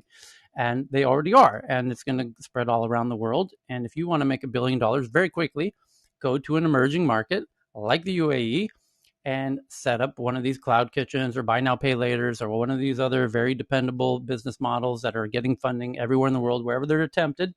And that's why Africa is so interesting, because you can still do a lot of these models there if you get in now over the next 10 years. Cloud clinics, cloud kitchens. Cloud clinics are the next that's big thing. one of 50 next big things. But yes, there's so many options out there that you as an entrepreneur need not worry if your little idea is going to work. Fuck your little idea. There's plenty of ideas out there that are already working incredibly well with lines of investors eager to throw billions of dollars at you. Stop fucking around with your silly little idea that nobody knows is going to work. It's not. Only 1 in 1,000 ideas work. Cloud kitchens do. Do a cloud kitchen, go to a part of the world where it's not really been done yet, and do it, and it will work, and you'll make $1 billion. It's as simple as that. Just pick a place where the government won't shut you down and steal all your data. So congrats to the UAE with their UAE Cloud Kitchen platform, Kitopi, raising $415 million from SoftBank, who no doubt that company's going to explode. And as we mentioned in the last session, Aaron on stage shared this one about Carrot, which Carrot Financial raised around as well. From other Stanford graduates who are doing what they call a creators bank. And that's truly interesting. It's a new type of banking for this new creator economy, which is truly interesting. Ooh, that could get really interesting because they can do lobbying power. They could do all kinds of crazy things. Yeah. And most of the creator economy, most of the thing is based upon leverage, like being able to basically do aggregation with stuff. So what's going to be very interesting if they start doing financial power with that, that's going to get really intriguing. Yep. And there's only room for so many creator banks. Square, I happen to know, is also thinking of themselves as a creators bank, and it'll be interesting to see if any of the actual bigger traditional banks figure this out in time. They won't. But the neo banks, like Monzo, N26, they might, and it'll be interesting to see which ones do, because it's going to be huge. And let's do that. Last one, we covered the ferocious wildfires in British Columbia, and we will save all the other headlines for another meeting so that we can get into Chris's deep dive room on how to save this fucking planet full of idiots who are have you set it up, to save Chris? themselves. Is he gone? I'll go start the room with things. It's going to be like take the momentum, man. Chris, could you record the room, because you speak so fast? I mean, for someone that is disabled like me, I like, because I love the way you talk, but sometimes I miss it. Is it possible to record it and post it? Cam, let him make his choice. He works for interesting people. Here's my general assumption. I assume that everything I do is recorded by various agencies and various other things, and at some important point in the future I do some geopolitics magic, all the worst stuff is going to come in a nice little collage. So if someone else wants to record something ahead of time, be my guest. See, Chris, the problem is Cam is Iranian, and he should not be doing any recording at all. I've already basically had things to try and import medical technology from Iran. Okay, Chris, set up your room, man. Set up your room. All right, I'll go start the room. Ping me in when you got it running so we can connect it. He left already. Okay, anyone with a burning headline while we stall for Chris? Did you see the one that I just sent you regarding Richard Branson? Yes, we talked about it. Yeah. Oh, yeah? Okay. Tyler, regarding that last article about this creator economy bank, it's interesting to note that has been co-founded by Instagram's co-founder. Which one? Kevin? And yeah, the one which you read last, the Carrot, the Carrot Financial. I don't think so. Let's check. Yes. What was the other one you mentioned? The Cloud Kitchen. Started with an M? There was a Cloud Kitchen in UAE called Kitopi. And then there's a bank for creators called Carrot with a K, K-A-R-A-T. And it's that. Tina, do you mean Monzo? Oh, you're talking about the the e-bank is called Monzo Bank, which is based out of the UK. Thank you. Yes. So it was not the co-founder, but one of the Instagram Live product manager, ex-product manager at Instagram Live. Yep. Just a quick note about Cloud Kitchen. I know Cloud Kitchen has like 40 or 50 different locations. Why they didn't go to UAE? Very difficult market. I'm assuming you might not have joined our UAE investor situation a couple of days ago. No, actually I was there, and I've been in the region at least 7-8 times, but I was asked to build something similar to Kareem when I was meeting in Saudi. So Cam, what's your question? Why are they? My question is why they didn't go to UAE? Why they missed will. it? That's what this. It's number 5,000 on the list, Cam. The question, they have other priorities, is the answer to your question. They will get there if given enough time and enough money. No, they are in UAE. Who No, says They they're are. not he's in talking UAE? about a Headline very the other day. specific company that Travis did called Cloud Kitchens, not the general Oh, okay, got idea it. of Cloud Okay, got it. Kitchens, Oh, Okay. like the actual company named Oh, I cloudkitchens.com. got it. Yeah. it's a small population. That's why. It's a very small population. Even when most banks hold a workforce here, it accounts for less than 0.05% of their global workforce. It's a very small population, but generates a really high yield if you're able to penetrate and commercialize the market right. You know what? I screwed up. Chris is not going to be able to ping me in because I'm on Club Deck.